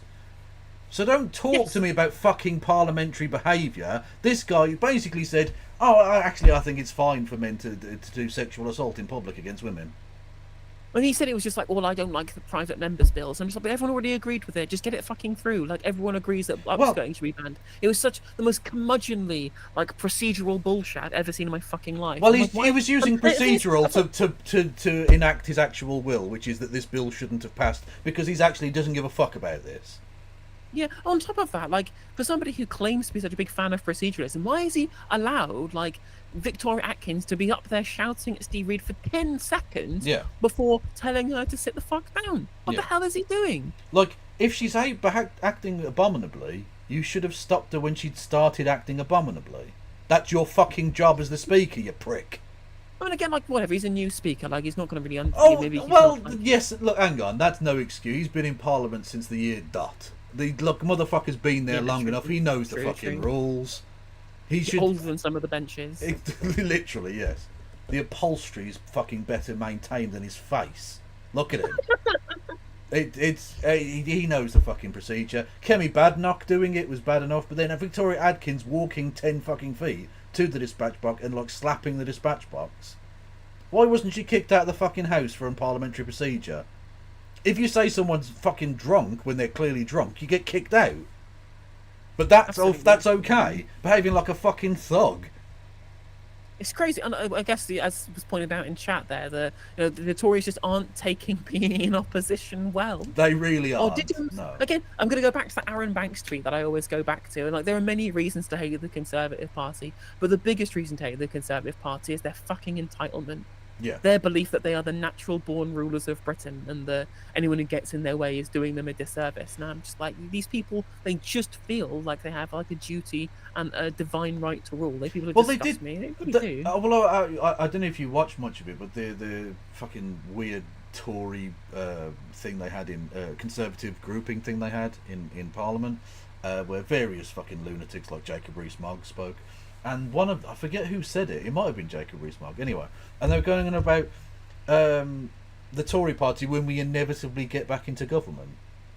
Motherfucker, Yeah, you're not. luck, mate. Firstly, in your position, I don't think you can claim anything is inevitable other than more Tories defecting to fucking reform. But secondly, what the fuck do you mean when we inevitably get back in? What, like you're just owed this shit? Like when Labour aren't the government anymore, you're gonna step in, are you?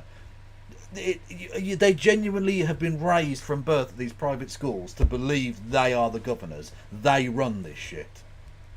They fucking disgust me. Their voter base's lives are on fucking, it's on life support, mate. Yeah. You've got 20 years. You've got 20 years, and there's no one voting Tory anymore. Literally, in the 45s and under in the UK, 5th place.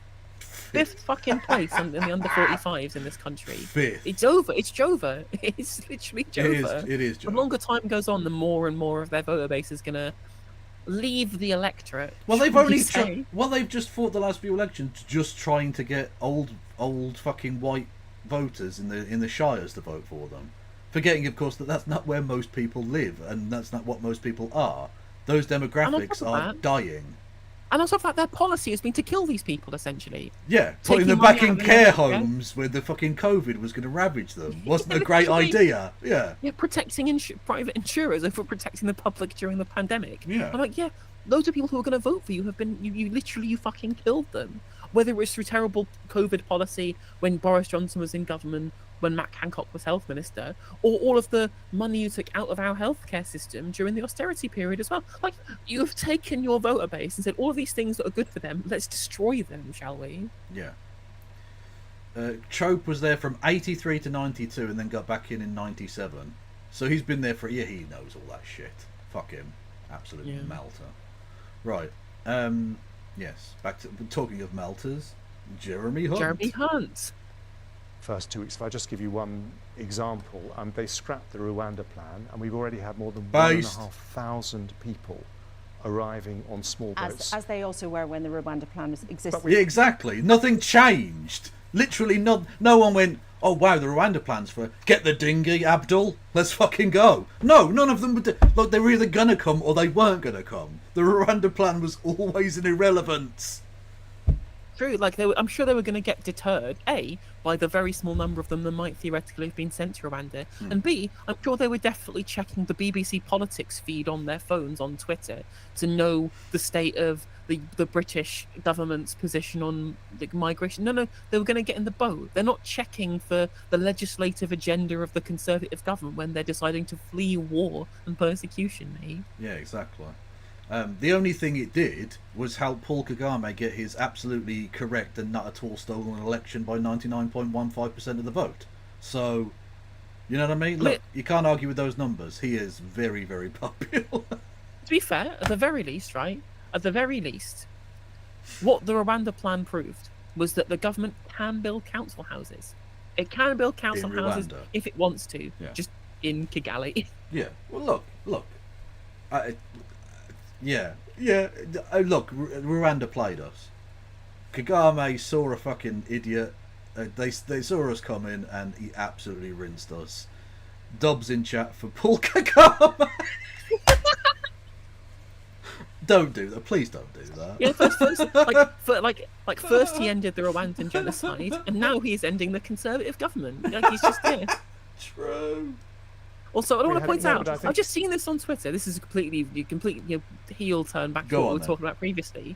Apparently, Donald Trump donated to Kamala Harris's campaigns in 2011 and 2013. Yeah, you know he was a Democrat when he lived in New York. Yeah, but he's done it. I mean, after donating randomly to like Actable or whatever, it is one thing. But donating directly to the person who's now going to potentially oppose you for the presidency twice. Well, you know, I mean, like Hillary Clinton is obviously his opponent in the election. She attended his marriage. She was at one of his marriages. Yeah.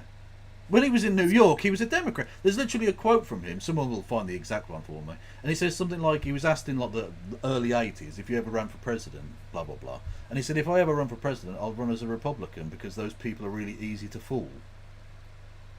Wasn't that a made-up quote? No, I was led to believe it was a real quote. Maybe I'm wrong. Wow. But either way, it makes either way, it's fucking true. I mean, of course, it's even funnier now that we know that he's given money to specifically to Kamala Harris.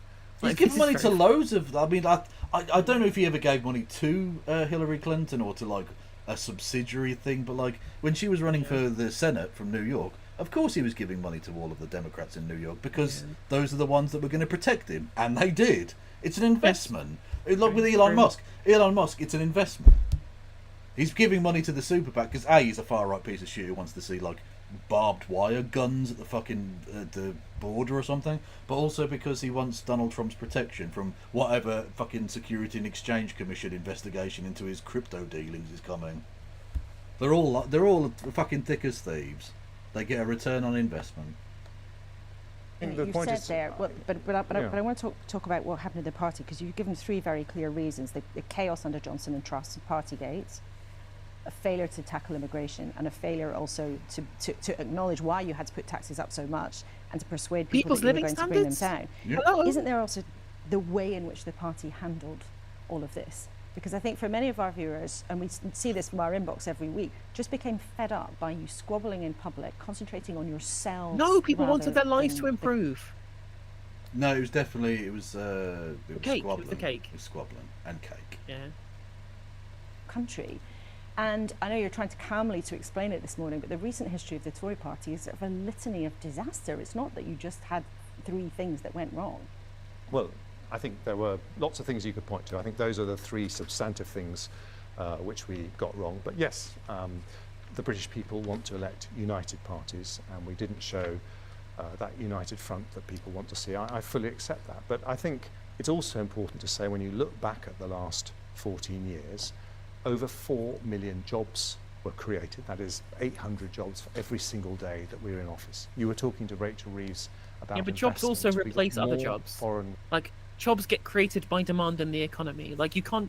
I hate this narrative of like job creation. I find it very frustrating because, you know, as there is demand for a product, jobs will be created to satiate that demand. That's a natural process of the economy, and new jobs replace old jobs. If you're saying that you've made 800 jobs a day, that also means you need 800 people to fulfill those jobs a day. Are there immigrants, which is, you know, something you said you didn't want to do, or they're people who've left other jobs? Well, I think it's very important that you mention that, because 107% of the jobs went to immigrants.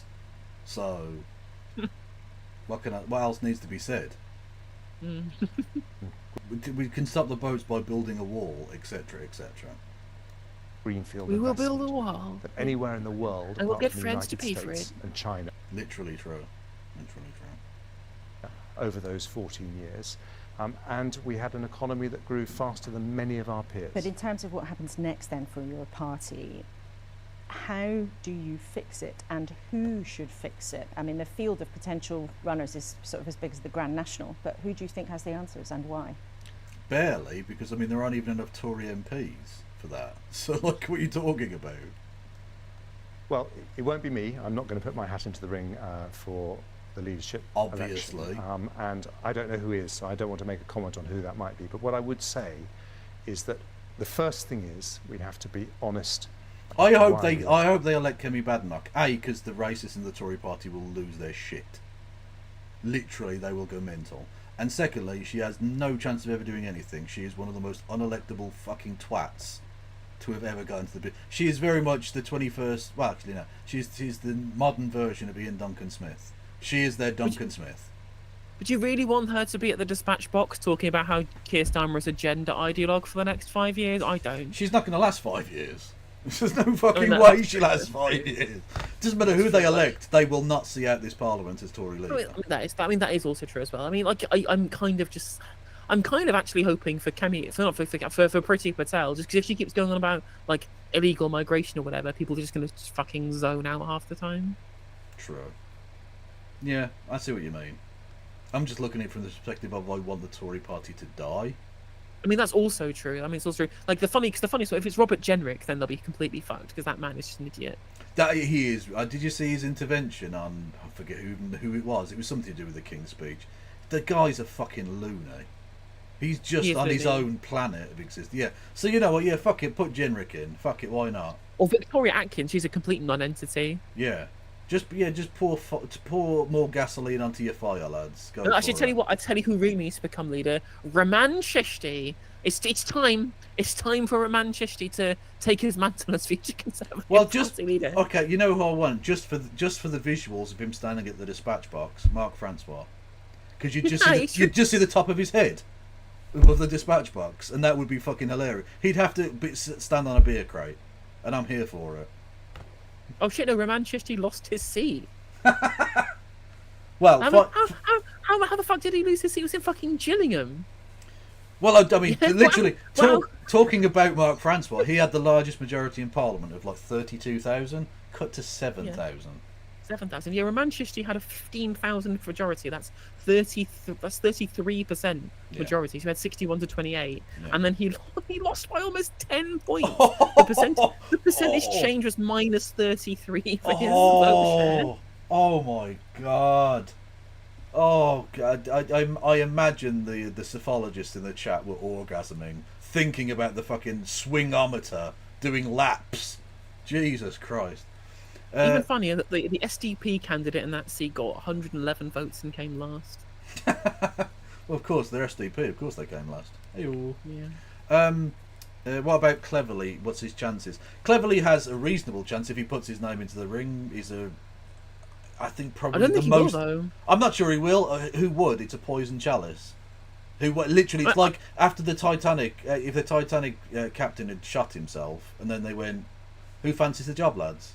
Like it's you know what I mean. It's the big irony, of course, is that James Cleverly is probably the one person who could probably get them to a position of being of not destroying. That's what I mean. Like, yeah, he's unifying. He's not like a fucking crazed lunatic like a bunch of the others are. From my perspective, he's awful. He's bellend, but like he doesn't seem like a lunatic in the way that the others do, and he kind of bridges the gap between the wings of the party. But I don't think he wants to stand because who would want the poisoned chalice? Yeah.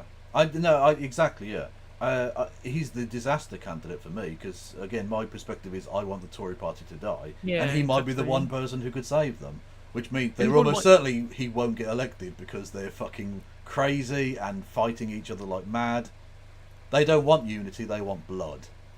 Yeah, it's probably why I'm Atkins pilled at this point, because I think she's the shittest one. Yeah. Like, because not only is she just not, like, she's terrible at, like, fighting the culture wars to try and make it part of the public zeitgeist, she's also so terrible as a rhetorician that she can even lose to Keir Starmer. Yeah. What do you mean I've been attacking Harris? We haven't been attacking Harris. We were saying, actually, she seems okay. I mean, she's memes. Like, she's a Democrat. They're bad. The Democrats are bad. They're a bad party full of bad people, but they're the only alternative to Donald Trump. We have to make do. Yeah, in terms of the realistic option, she might be the best available, I guess. Like, and if she defeats Donald Trump, okay. Like, I'll give it to Joe Biden. He's a piece of shit, genocidal wankface, and fuck, he's dead already or whatever. But he did defeat Donald Trump, and that was a good thing he did. Yeah, literally. That's the metric that matters at this point. Who can actually beat Trump? Biden definitely can't. Kamala has a better shot at doing so. Her record in the Senate is pretty progressive in terms of the bills she voted and co-sponsored, including Medicare for all. Yeah. And and she's got the one with the campaign funding. Like, there's no other choice that makes sense. That's it. And again, she's a cop. She's a Democrat. Like, there's so many bad things about her. But at this point, the only metric that really matters is, can you defeat Donald Trump and not be a massive, massive shit? And she was also better on Gaza than Joe Biden was. Like the bar is incredibly low, and she just about vaults it. Yeah. Indeed.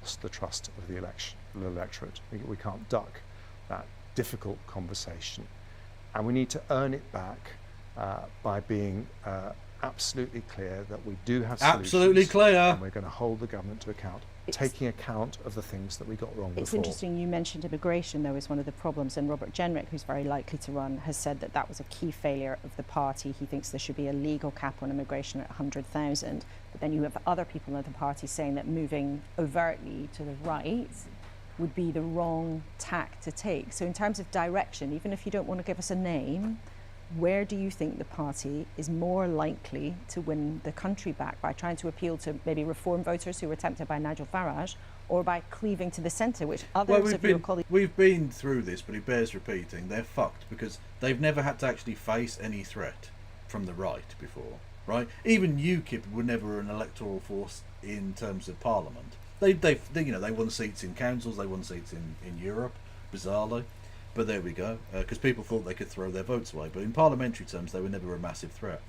The Brexit Party stood down, and so the Reform Party are basically the first time they've had a real threat. So they're kind of fucked between a rock and a hard place, having never built up the kind of resilience that the Labour Party have, from having, say, threats from the left within their own party and from the Lib Dems in the past, and also having to tack to the right because the Tories are a big threat to them in terms of the middle ground. And so the Tory party logically should move back to the centre ground, because that's where more votes are going to be had. But if they do so, they cede all that ground completely to the Reform Party, and they cut their legs from under them. Yep. So they're fucked, basically. They're fucked in terms of the demographics, because they've only gone after old people in the shires, and that's not most people. And those people are dying very soon because they're old. That's the way, unfortunately, life works. We are all mortal. And they're fucked from a political kind of spectrum perspective, if you will, in that they have been so obsessed with like Brexit and internal navel gazing that they don't seem to have noticed or cared that the world around them has changed, and that they're a vestige of a dead political age, basically.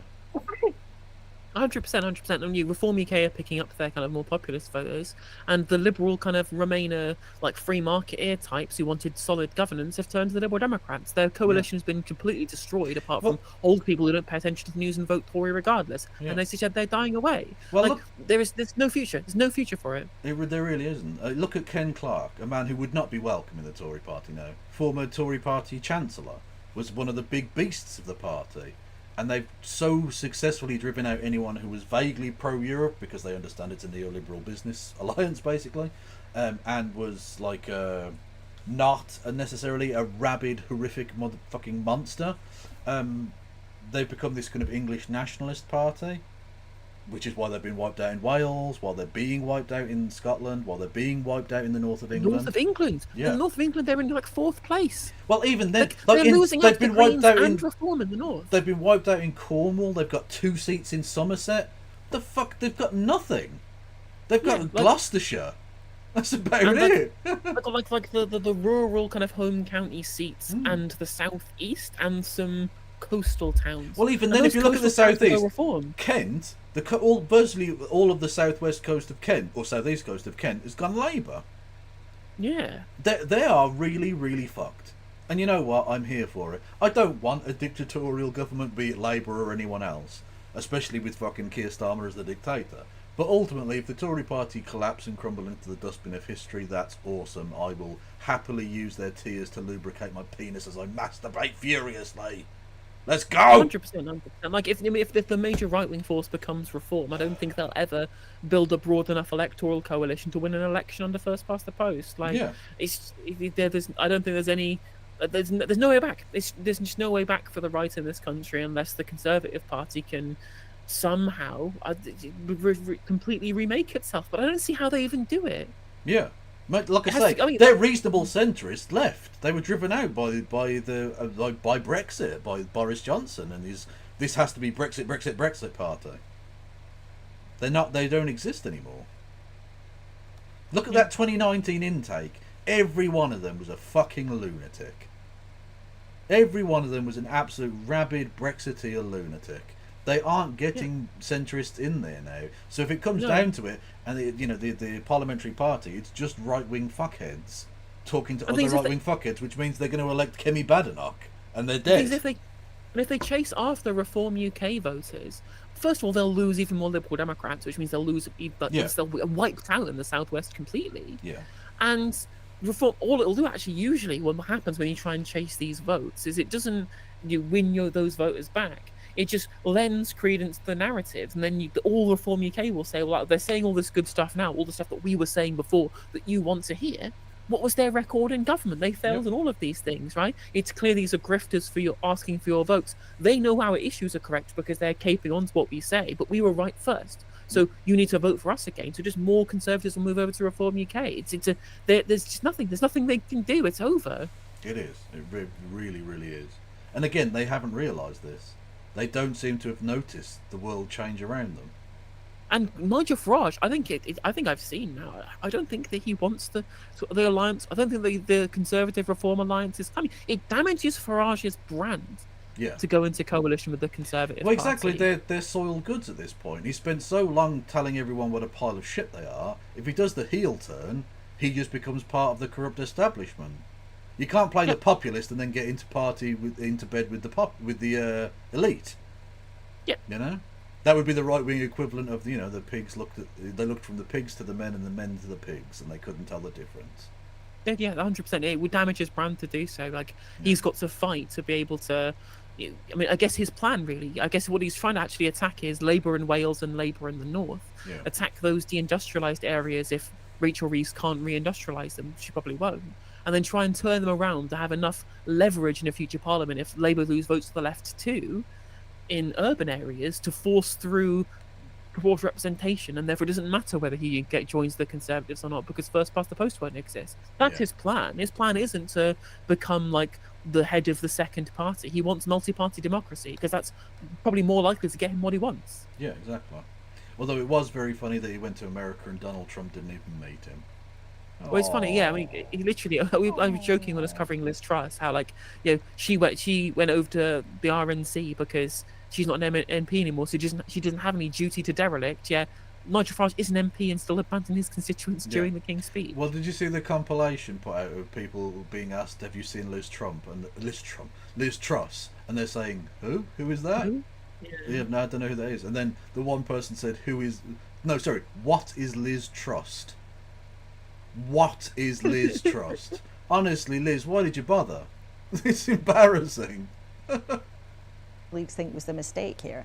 Well, in a two-party system in the UK, as we have, elections are always run from the centre ground. But I think the really interesting question is, what is the centre ground in British politics? And I think ordinary, decent British fans... So they've literally just gone, okay, I'm going to do the sensible thing of saying centre ground, but then just claim that the far right is the centre ground. Job solved! Just like we can say Rwanda is safe. We passed a law saying it's safe. Yay! But again, this just shows you how completely detached from reality these people are. They're just no way back, so it's going to make up as we go along. Yep. Reality is exactly what I want it to be. Yay! They're the political equivalent of just wearing VR headset and thinking that's the real world. Families want controls on migration.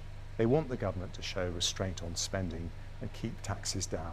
They want welfare to... But you didn't do any of those things! You had a chance to do those things and you didn't! Also, people's amenity towards tax rises to increase public services is massively increased over the Conservative government. If anything, this mythical centre ground of low taxes doesn't really exist anymore. Most people are just like, well, I want my wages to go up and I want public services to increase. Tax cuts whilst taking away the NHS means nothing to me. Yeah. Reform so it's fair to people who get up early in the morning and work hard. I think that is the centre ground. Then. That is where the Conservatives should be, and we need to carve out a position that does that, but reflects honestly on the fact that we didn't get everything right, and we need to be open about why we didn't get everything right, and that is the way we'll give people confidence that we'll be able to do things differently going forward. At the moment, the party can't even agree how the leadership race is to be run, but do you think there needs to be a new leader in place by the party conference in October? What I would say is I understand the arguments in both directions on that, but this time next year, the only thing that will matter is not whether we had a new leader in place by October or December, but whether we have the right leader in place, someone who can earn back that... Oh no, the Queen. She's let herself down. Oh, Carla, what are you doing? What's this? I wish President Biden well and thank you for his many years of public service. This cannot have been an easy decision today, but the decision that is personal difficult. But that is in the public interest. Is a sign of true leadership. I mean, what else do you expect her to say? Lol, get fucked, Genocide Joe. Like she's MP now. She doesn't have to say anything. She I mean, doesn't have to true, comment on it. Why That's true. Why? What is that? Who is this going to serve? Who? What? Look, like this is meant to impress people who will never vote for the Green Party anyway. And that is also true, yeah. I would get to it, but them trying to get more inroads into more rural constituencies to block some more pylons. But anyway, also, yeah, fuck you, Genocide Joe. Lol. Is also that would also be true. That would have been incredibly funny if she just said, "Lol, get fucked, Genocide Joe." Yeah. Oh, actually, no. Actually, that's going to be illegal soon, apparently.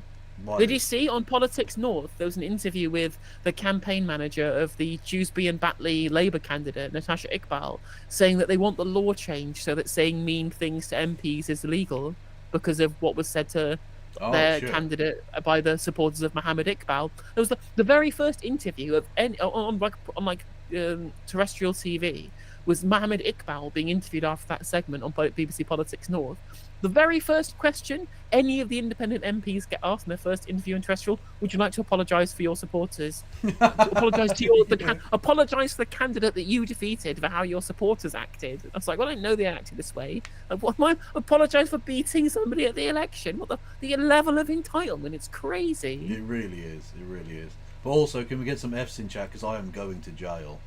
They're going to pass laws which mean I am definitely going to jail. It's true. My stream's USP instantly gone. Yeah, yeah. And I'm not going to stop, so I'm definitely like, I'm getting gulagged. 100%. Yeah. Trust that we lost. And so I think if we need to, we absolutely should take our time. And you did many big jobs in government, not just as the Chancellor. Health Secretary was one of them. Yeah, you fucked up loads of departments. Thanks. Yeah, no, awesome. The Health Secretary, Jeremy Cunt. Indeed. You were responsible for preparing for the pandemics. The COVID inquiry report this week. Yeah, which you bollocksed up. Exactly. The preparation and then some of the delivery of government at the beginning of the pandemic failed citizens and that lives were lost on them. The thing with Boris Johnson saying we failed, we couldn't get our fucking act together. You were the fucking Prime Minister. Why are you blaming, like, the act getting togetherness was a thing that the Prime Minister's supposed to fucking do. Yeah, that was under your remit, mate. Although it's interesting as well, Laura Koonsberg out here going up to Jeremy Hunt and saying, well, the COVID inquiry said that we were well unprepared for a pandemic and you were in charge of it. I wonder if anybody might have been in some powerful position in the BBC journalist sphere at the period when he was underfunding the NHS, when waiting lists were increasing, when funding as a percentage of GDP dropped every single year during the coalition government, when you were supposed to be holding the government to account rather than gargling its balls. That was your job, Laura. We have hundreds of thousands of dead people because people like you didn't hold the government to account when they were destroying the NHS. Why didn't you criticise the Lansley reforms? Why didn't you criticise Hunt during the doctor strikes? Why did you not do your job, Laura? That was your fucking job. She was too busy laughing, like, schoolgirlishly at Boris Johnson, so... You know what I mean? And the thing is, and now we've had the COVID inquiry saying all these problems, and then all of the journalists going, oh, isn't it a shame how during the Cameron and Osborne administration interest rates were really low, they could have done capital investment to prepare us for this. I'm like, it's your fault for not scrutinising them. You can't just, like, always call after the horses bolted, right? You can't, literally, there's the Krusty the Clown meme where the reporter goes, well, but Krusty, why now? Why not 10 years ago? Necessarily is the very clear implication of the report. Would you this morning like to apologise for what went wrong? Absolutely. I was one of the many sorry ministers, doesn't bring back many dead officials, people, many Jez. scientists who... Yeah. Sorry does not bring back dead people. I don't give a shit anymore. Just go and fucking crawl into the cave that you call the fucking open grave, the wormhole from fucking like an alien planet that you must have crawled through, like the slug that you are, Jeremy. Like, just crawl back into your fucking cave. I don't want to hear it. I don't want to hear your fucking your meaningless apologies. I don't want to hear meaningless calls for apologies from journalists who failed to do their job at the time. True. Like, it just, like, nothing makes me more angry in politics than what happened to poor people in the austerity period, and the journalists let it happen. I mean, at least now we're finally getting the real truth about it from the COVID inquiry. But it took an independent inquiry to do what was the job of the journalists when it was clear to everybody that poor people were being sacrificed, literally having their lives sacrificed in the name of deficit reduction plans. Like, they will never come back. They will never fucking get back. We should never have needed an official inquiry if journalists had themselves inquired at some point. Yeah, But they did not. You're absolutely right. You're absolutely right. And it was, again, it was true for all of us because we were living through it, but it wasn't true for journalists because their mortgages and pensions were fine. Suddenly, Liz Truss affects mortgages and pension. The economy has been crashed. It's terrible. The Conservatives in free fall. They should have been in free fall in 2015. True. We're part of a groupthink where we over-prepared for pandemic flu. We didn't think about other types of pandemic, and we should have challenged that groupthink. You know, I apologise unreservedly to the families. It's the most terrible tragedy what happened to this country during COVID. And I think, by the way, the report has some very sensible recommendations, including simplify. Is one of them for you to go fuck yourself? Because I feel like that's a sensible suggestion. True. Yeah, the first recommendation: Conservative lawmakers in Gulag forever. GG no re. True. Buying the structures for preparing for these kinds of emergencies, and I very much hope the government adopts them. Okay, Jeremy Hunt, thank you very much indeed for coming in and being with us this morning for your first interview after the general Do you want to leave that there? Thank you. Yeah, we It's can. a bit at the end, the last bit is just talking to a violinist, and whilst violinists are talented individuals, it's not relevant to my remit as a political commentator. True. Why are they talking to a violinist? That's a bit weird. I have no idea. Well, in the same way that they were talking to Rafe Fiennes. True. Yeah. Although it's yeah, I guess. Anyway, by the way, we still need to build factories in his garden. Yes. I'm going to move on to RFK now, so you can stick around if you want to. No, it's midnight and I'm tired and hungry and I've been going for 4 hours already. So I will raid people into you to talk about RFK and go over more of the happenings with regards to the Biden stuff. So I will raid my guys into you so they can continue watching. Well, it's JOEVER on the No Justice MTG stream, but you can raid into me if you wanted to. Everyone go and follow No Justice MTG on the various platforms immediately. Absolutely. And for once, I'm actually going to raid into your YouTube stream as well as your Twitch stream, so you can get a double raid on my end. Well, thank you very much. Don't forget, everyone, to hit the follow button and subscribe and all that shit. Absolutely. Make sure you go sub on Kevin's YouTube channel. It's been unloved for a while, but once Kevin gets remonetized, there'll be plenty of love to come from it. And I'll make sure no, I'm on you. I'm broadcasting on you. Oh, obviously because you're raiding in, yeah. But it's yeah. Yeah, exactly. Anyway, you get the idea. No, see you later. Stay safe, everybody. I'll be back tomorrow. As always, free Palestine. Take care. Bye-bye. Bye. There you go. We get to hear the raid noise for the first proper time. That wasn't like a meme raid noise. Get the fuck, they came not play me all these mutants. Get the fuck, they came not play me all these mutants. Get the fuck. There you go. There you go. I thought this would be like fucking fun memes. By the way, hello everybody. I'm Kevin Logan, socialist from the UK. You know all this shit. You can hit the follow button, you can subscribe, you can do all of the other things if you wanted to. You can give me money. That is also a thing I enjoy having, or at least don't enjoy not having, if you get the idea. So, yes, RFK. So we know that Joe Biden has stepped down. Kamala Harris is obviously going to be the candidate. But RFK, being the fucking brainworm-riddled freak that he is, decided to pipe up. And I imagine it's going to be mental. Let's have a listen.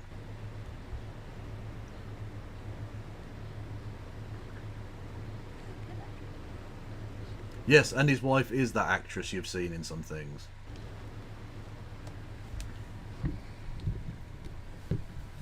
Stephanie, ready?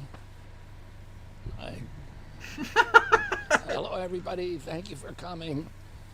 I have come. By yes. commending President Biden for a career in public service, a long, long career, and weren't you calling him a corrupt cunt like last week? Okay. Representing and serving our country, and for his handling of the many difficulties. Hello, Dave. Personal challenges. Dave in North London.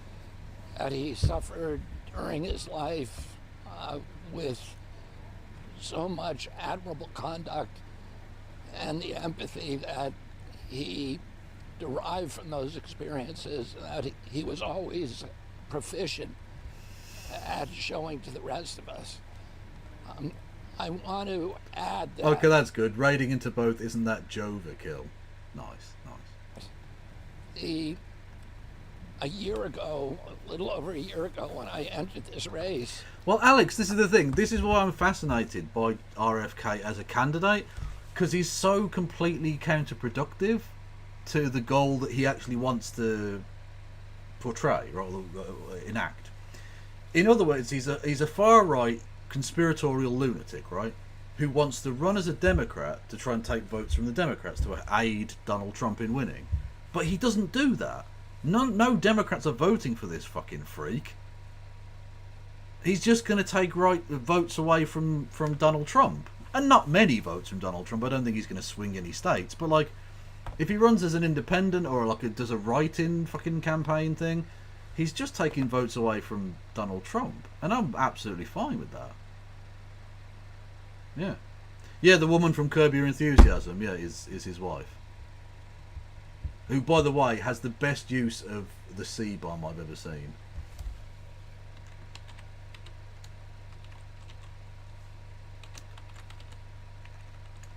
The very first season of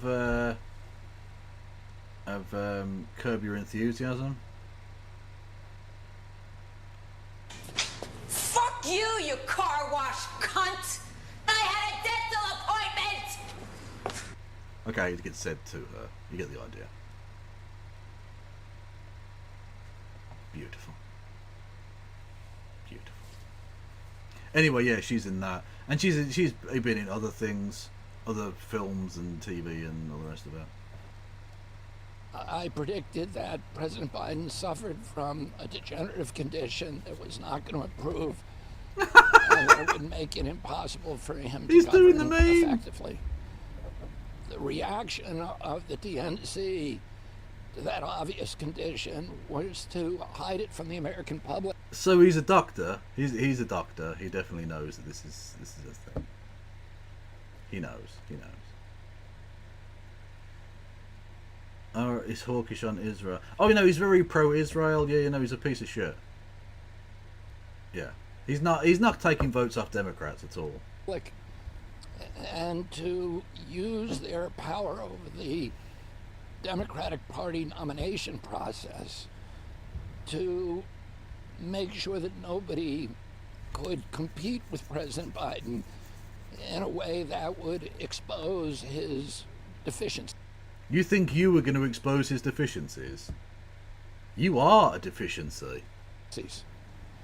And as a result, we are where we are today, which is in a period of crisis. And we have two crises, and they both derive from the same condition. And that condition is the brainworms. Fucking brainworms. Corporate, the emergence of the domination of corporate power over American democracy that accelerated beginning in 2010 with the Citizens United case that unleashed a tsunami of corporate money into the American political process. And both parties are now captured by that corporate money. And they've lost any... Why were you sucking off Trump then, when you know he's captured by public money, or by private money? Kind of authentic connection to the American people or to the populist goals of the Republic and of democracy. On the Republican side, President Biden promised the last time around that he was going to drain the swamp.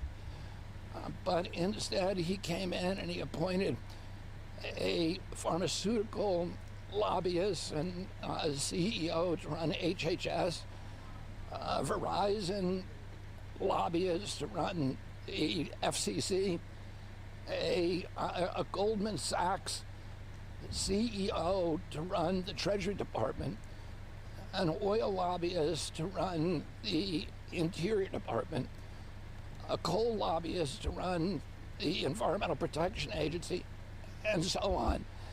And only today, President Trump has announced that in his new administration, should he win this election, that Jamie Dimon will be his choice as Commerce Secretary, and that Larry Fink, the director of BlackRock, will run the Treasury Department. This is the swamp. These are swamp creatures. True. And his pick as vice president is a salute to the CIA and to the intelligence community and to the... A salute to the CIA. military-industrial complex. Their gravy train is going to continue. And well, that was obviously the case. That doesn't matter who gets elected, that's going to happen. Because anyone who says otherwise gets pew pew. You know. President Trump has a connection to the American people, a populist connection, but in many ways it's the same fraudulent connection that we saw with the DNC over the past year, concealing the real purpose. See, Trump's always better. In his eyes, Trump's always better because that's where he comes from. That's actually his political positioning. Yeah. Their objectives, which was to give us a president that that represents corporate interests rather than the interests of the American public. We've seen two presidents who aren't really addressing any of the issues that are critical to our country.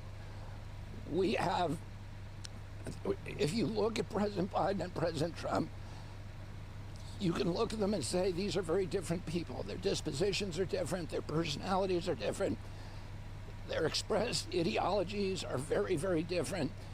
Their approach to politics could not be more distinct. But if you actually look at the policies over which they differ, over the landscapes in which they're staging this election, it's a very narrow Overton window of guns, of culture war issues, of abortion, of trans rights, etc. And the big existential issues that are actually facing our country are never addressed. The biggest of these, perhaps, is the national debt. This is now $34 trillion. The service on that debt alone is now greater than our military budget. You're boring the arse off me, mate. I couldn't give a fuck. Owen Jones, let's go. You will have heard so many heartfelt tributes to President Joe Biden now that he has announced that he's standing down as the Democratic presidential nominee. He's declared that it's in the best interest of my party and the country for me to stand down and focus solely on fulfilling my duties as president for the remainder of my term. He said that he has decided not to accept the nomination and to focus all his energies on his duties as the president for the remainder of his term, and to offer full support and endorsement for his vice president Kamala Harris to be the nominee of our party this year. And he urges Democrats to come together and beat Trump. Now, Joe Biden is standing down because his mental faculties have very visibly sharply declined, and no one serious thinks he is able to continue functioning as president of the United States. You hear that, Kieran? Owen Jones doesn't think you're serious. Maria, Owen Jones doesn't think you're serious. Of America. The truth is, though, that Joe harsh Biden words. is a monster. He's a man with the blood of tens of thousands of Palestinians on his hands, and that is how he should be remembered. Now, I'll just read over some of the tributes as an example of what we're dealing with. A courageous and selfless decision, says former Obama official John Favreau. Having led us out of the worst public health and economic crises in most of our lives, President Biden should be remembered as one of our great leaders, says former Secretary of State Robert Reich. Biden's legacy as a statesman who defended democracy rather than himself is now cemented, says one associate professor in global politics at University College London. Well, pass the sick bag, guys. None of these people mentioned Gaza. None mentioned the Palestinians who've been slaughtered. Because they don't give a fuck. Yeah, that's pretty obvious. Maimed, starved, driven from their homes largely destroyed. the healthcare system. Neither Kieran nor Maria are here. Can someone do a wellness check, please, on Kieran and Maria, who've clearly not taken the announcement very well. Joe announcement. Fuck it, we're going with it. It's a meme. Torn apart. I don't believe those lauding Joe Biden in these terms believe Palestinians are human beings. Not in a meaningful, substantive way. If Biden had facilitated the mass slaughter of those they did regard as human beings like themselves, then I don't believe for 1 second that they would have responded like this. Now, Joe Biden is standing down because the efforts of both him and, crucially, his close advisors to cover up from... It was a good joke. Yeah, so it's a malleable name. It really is. The American people, his true medical condition, collided with the eyes and ears of the American people and indeed everybody else. Those around him should be regarded with contempt. We could all see his decline. They work with him, close up, day in, day out. The donors? Don't you mean the Jonahs? Did they really believe he was capable of... Oh, Maria is here! Maria, I was just slagging you... Not slagging you off. I was doing a joke at your expense. I was saying, like, can someone do a wellness check on Maria? I'm sure you're okay. I'm only playing. But you have been very, very, let's say, passionate and forthright in your defence of still technically the President of the United States. Technically.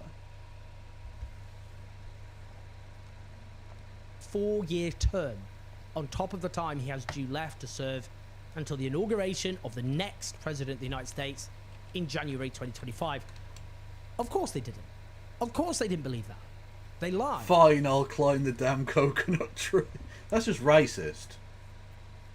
Ah, no, it's only joking. It is going to be interesting, though, that meme as it goes along. But anyway, yeah, she did say going on about fucking falling out the coconut tree. Which is just a weird phrase. Is that even a phrase in America, the idea of falling out of the coconut tree? Because I've never heard an American ever use that before. I think she's just a bit mental, but... They conspired against the American people.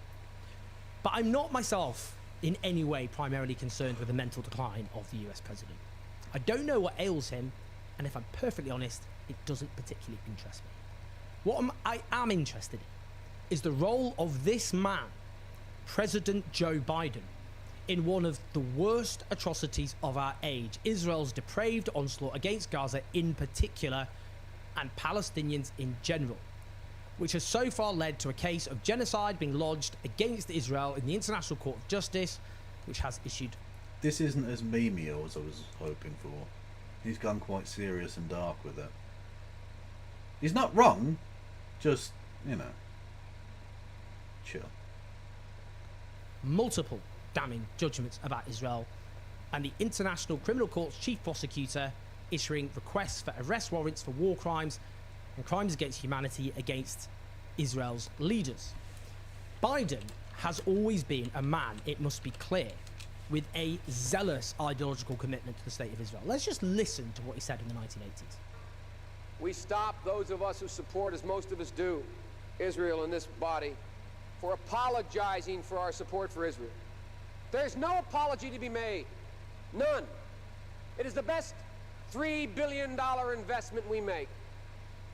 Were there not an Israel, the United States of America would have to invent an Israel. And notice how clear his speech is.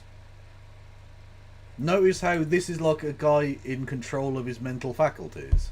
And then compare this guy to the guy we now have. Now, the things he's saying are disgusting, and he's a fucking monster for having believed any of this shite. But just, like...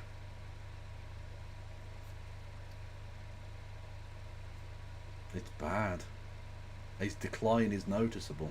To protect her interest in the region. That's right. Joe Biden believed that Israel existed primarily to serve the interests of US imperialism. Not even subtle. In the aftermath of 7th of October, Joe Biden used the bully pulpit of the US presidency to spread Israeli lies which were used to build a case for genocide. Oh, age will do that to you. Really, Maria? Oh, now he's stepped aside. Now all of a sudden age is a fact. Oh, okay, Maria. Would you jump in my grave so quickly? Is what I want to ask. Now that Joe Biden's dead, all of a sudden you can see the decline, can you? Hey? I see you. Fair weather friend.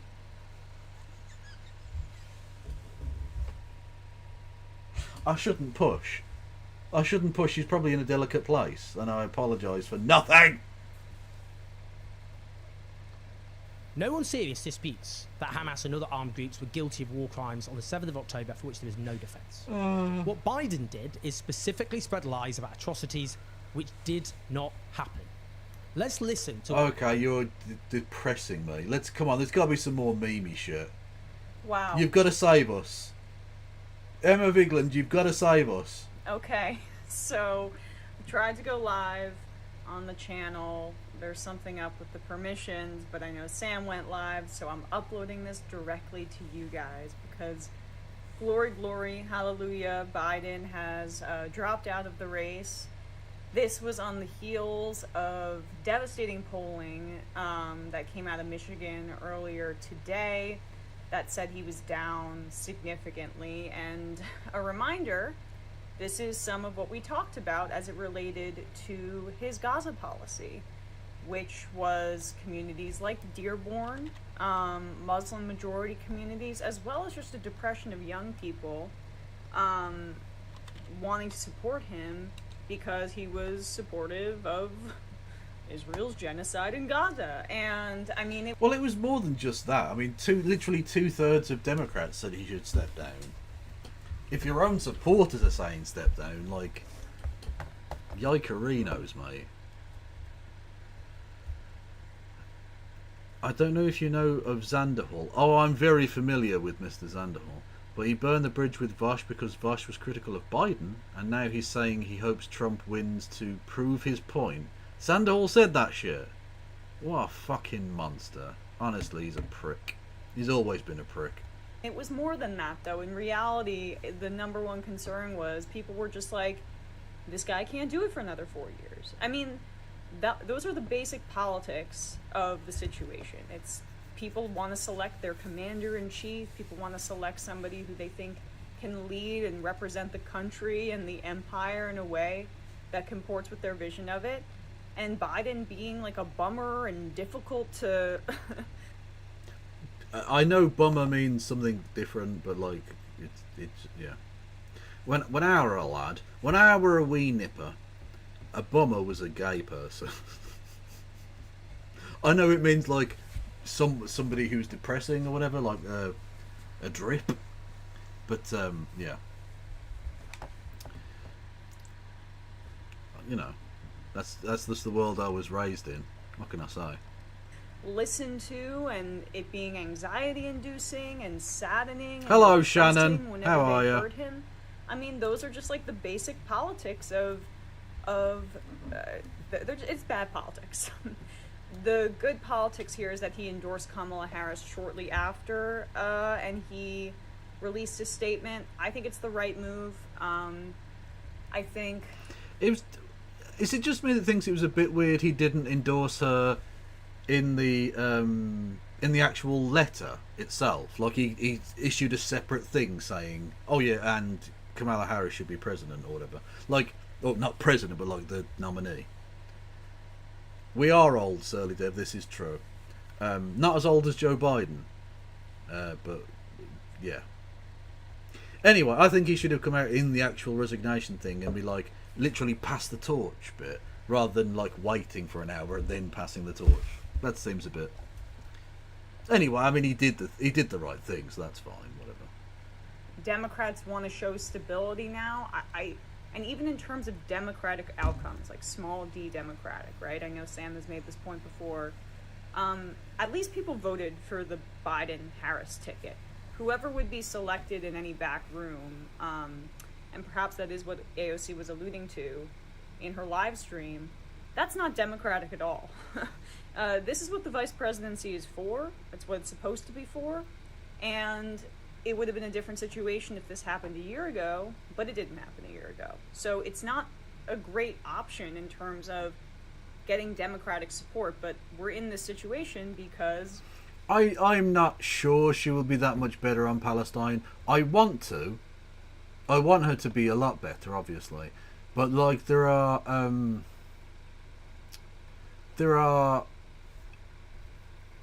I don't want to say I'm conspiratorial, because it's not even a conspiracy. There are lots of people who are Zionists in America. Joe Biden is a Zionist. Many people who were Democrats, many people who were Republicans are Zionists.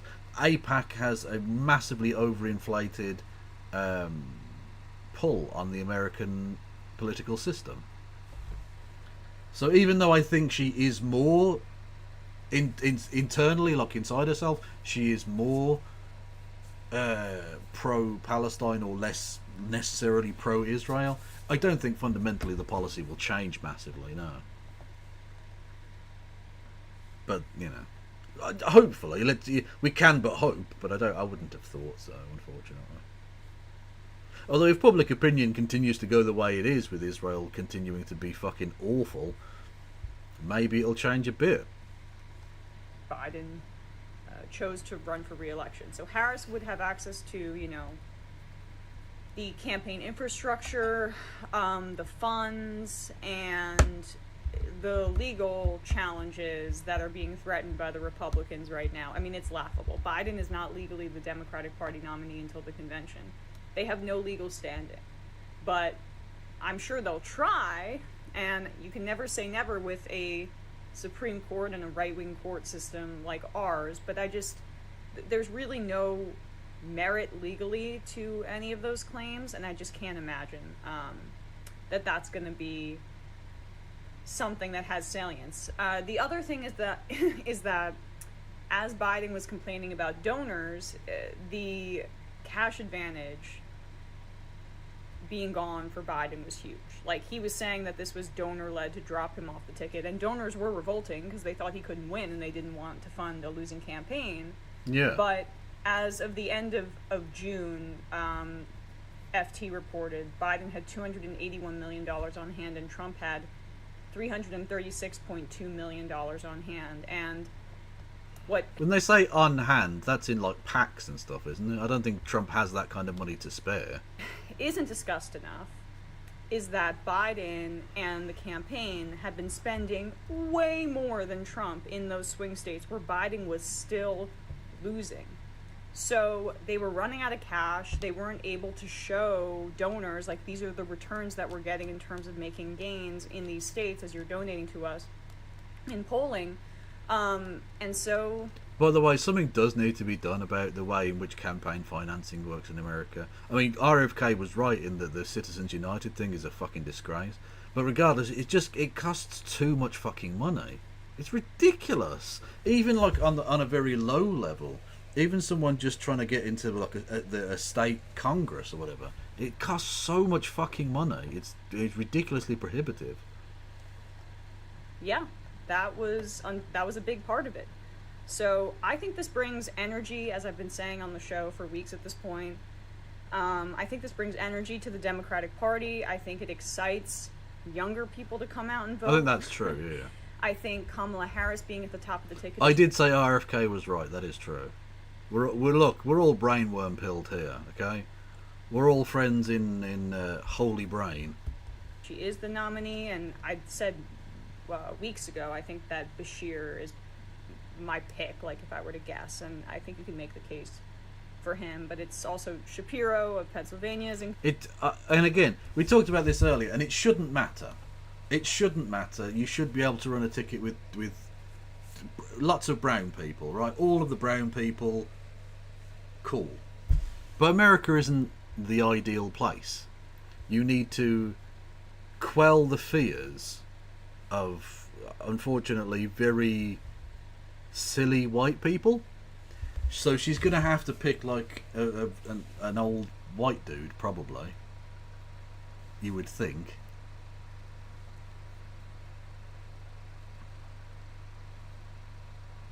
But whatever. I mean, what do I know?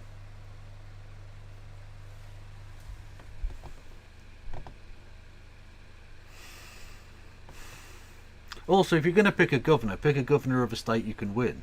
Pick a governor of a state that's like a swing state.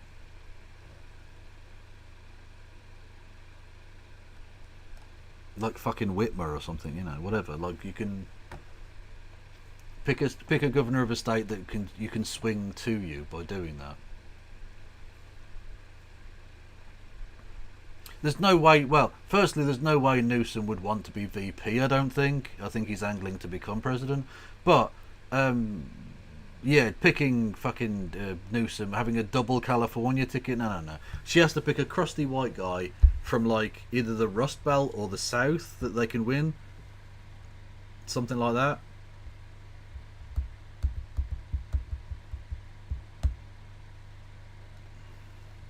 In consideration, Roy Cooper of North Carolina. They're going to go with like a standard white guy. Of course they are. And probably not one of the governors that are in the middle of like their term.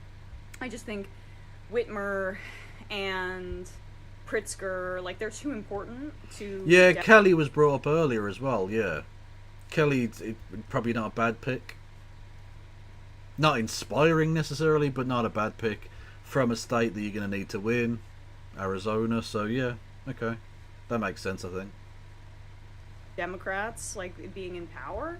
So I just can't see them going with her going with them. But, again, abortion is going to be on the ballot. I'd be very happy for her to go with a crusty white man from Vermont. We are very much... This is how Bernie can still win. Okay? I'd be happy as fuck with that. Even Christie was saying that shit earlier. Even Christie. Christie's on board.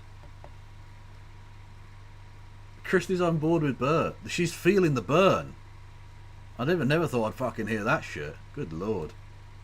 In states...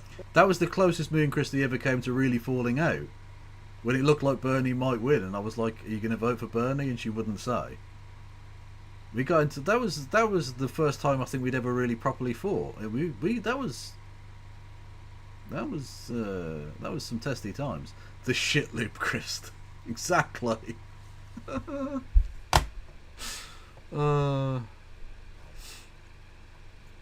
Like Arizona and Nevada, which are really important swing states for the Democrats, and having a woman at the top of the ticket is great for that. It's also on the ballot in Florida, and you know the Democrats aren't going to win Florida, but it can drive turnout for people down ballot. Yep. So this is overall really, really good news. I mean, I feel like I can, you know, I'm in the coconut tree. I'm drinking my pina colada at this point. I'm in the coconut tree. I wonder if she's going to do this now, because like Biden embraced the dark Brandon shit, right? Like, she has to embrace the fucking coconut bit, right? She has to go with that shit. Surely. True. Kamala looking for her VP. Fucking true, that gets retweeted, 100%. Boom shakalaka. Let's have you. Interesting whites. Fun times. It does sound a bit racist, doesn't it? Yeah. But it's genuinely not. She said the thing. She said the thing.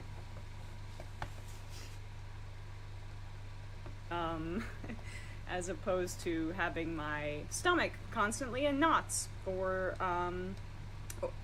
over the anxiety of this decision.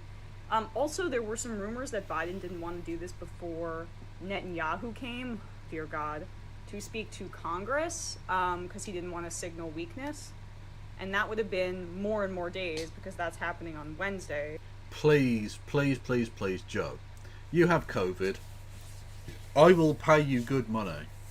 Not money that would make any difference to you because I'm poor as fuck.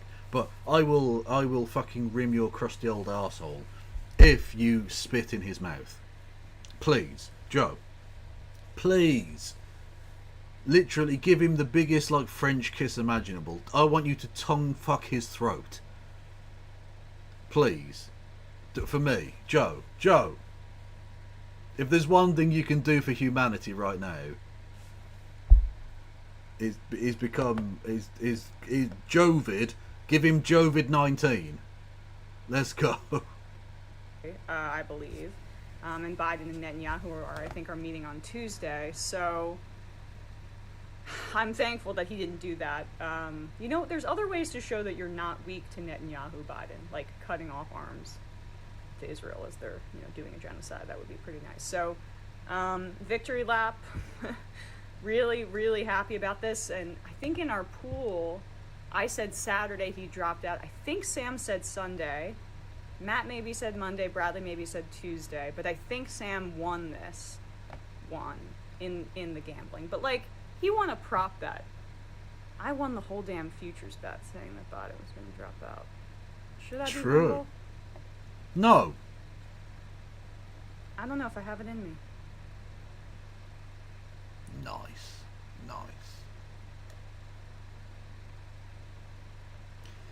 And on that bombshell of I don't even know what the fuck I'm talking about now. What's the coconut thing about? Oh, well, we played the meme earlier. Hang on,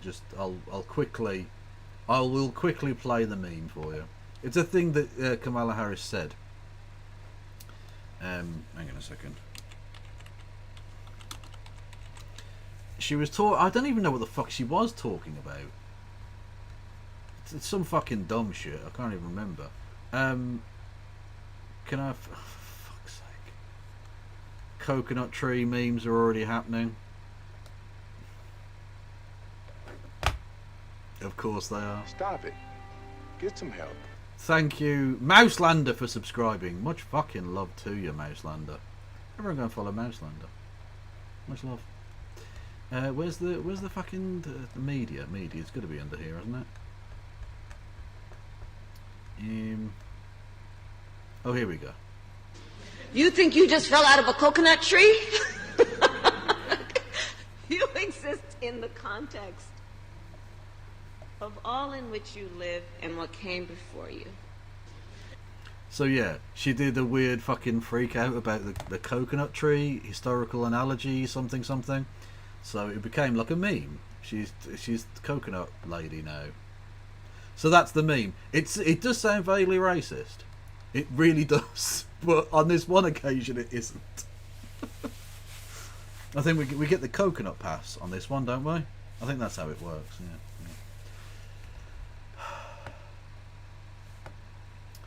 Anyway, did you post the meme where it was like leftist think Marx says, but it was when Kamala says it, and then I can't link it here. I can't remember what we've done. It's been nearly 4 hours I've been going. I have no fucking idea. But yeah, it's been a long time. Give hello. Well, don't forget to hit the subscribe button or whatever if that's a thing. Yeah. I'm just saying words now. I'm like Trump. I'm just flying up by the seat of my pants at this point. Things that my face is just happening. What is this? Shall I raid you into Finster? Fuck it. I'm raiding you into Finster. That's the first name that appeared in my head there. So that's where we're going. Fuck you. Let's have some love for a fellow Brummie. Let's go. Oh, it's F1 Finster, isn't it? There you go. Go and say hello to Finster. I mean, she's got so many people watching, it won't matter. But fuck it. Who gives a shit? It probably won't even fucking notice. But I'm raiding anyway. You can join me probably later today. I'll be back Monday with some bits and stuff and that. You can join me for those things. It'll be interesting, I'm sure. Thank you for all of your support. Thank you for listening and watching. No pass around.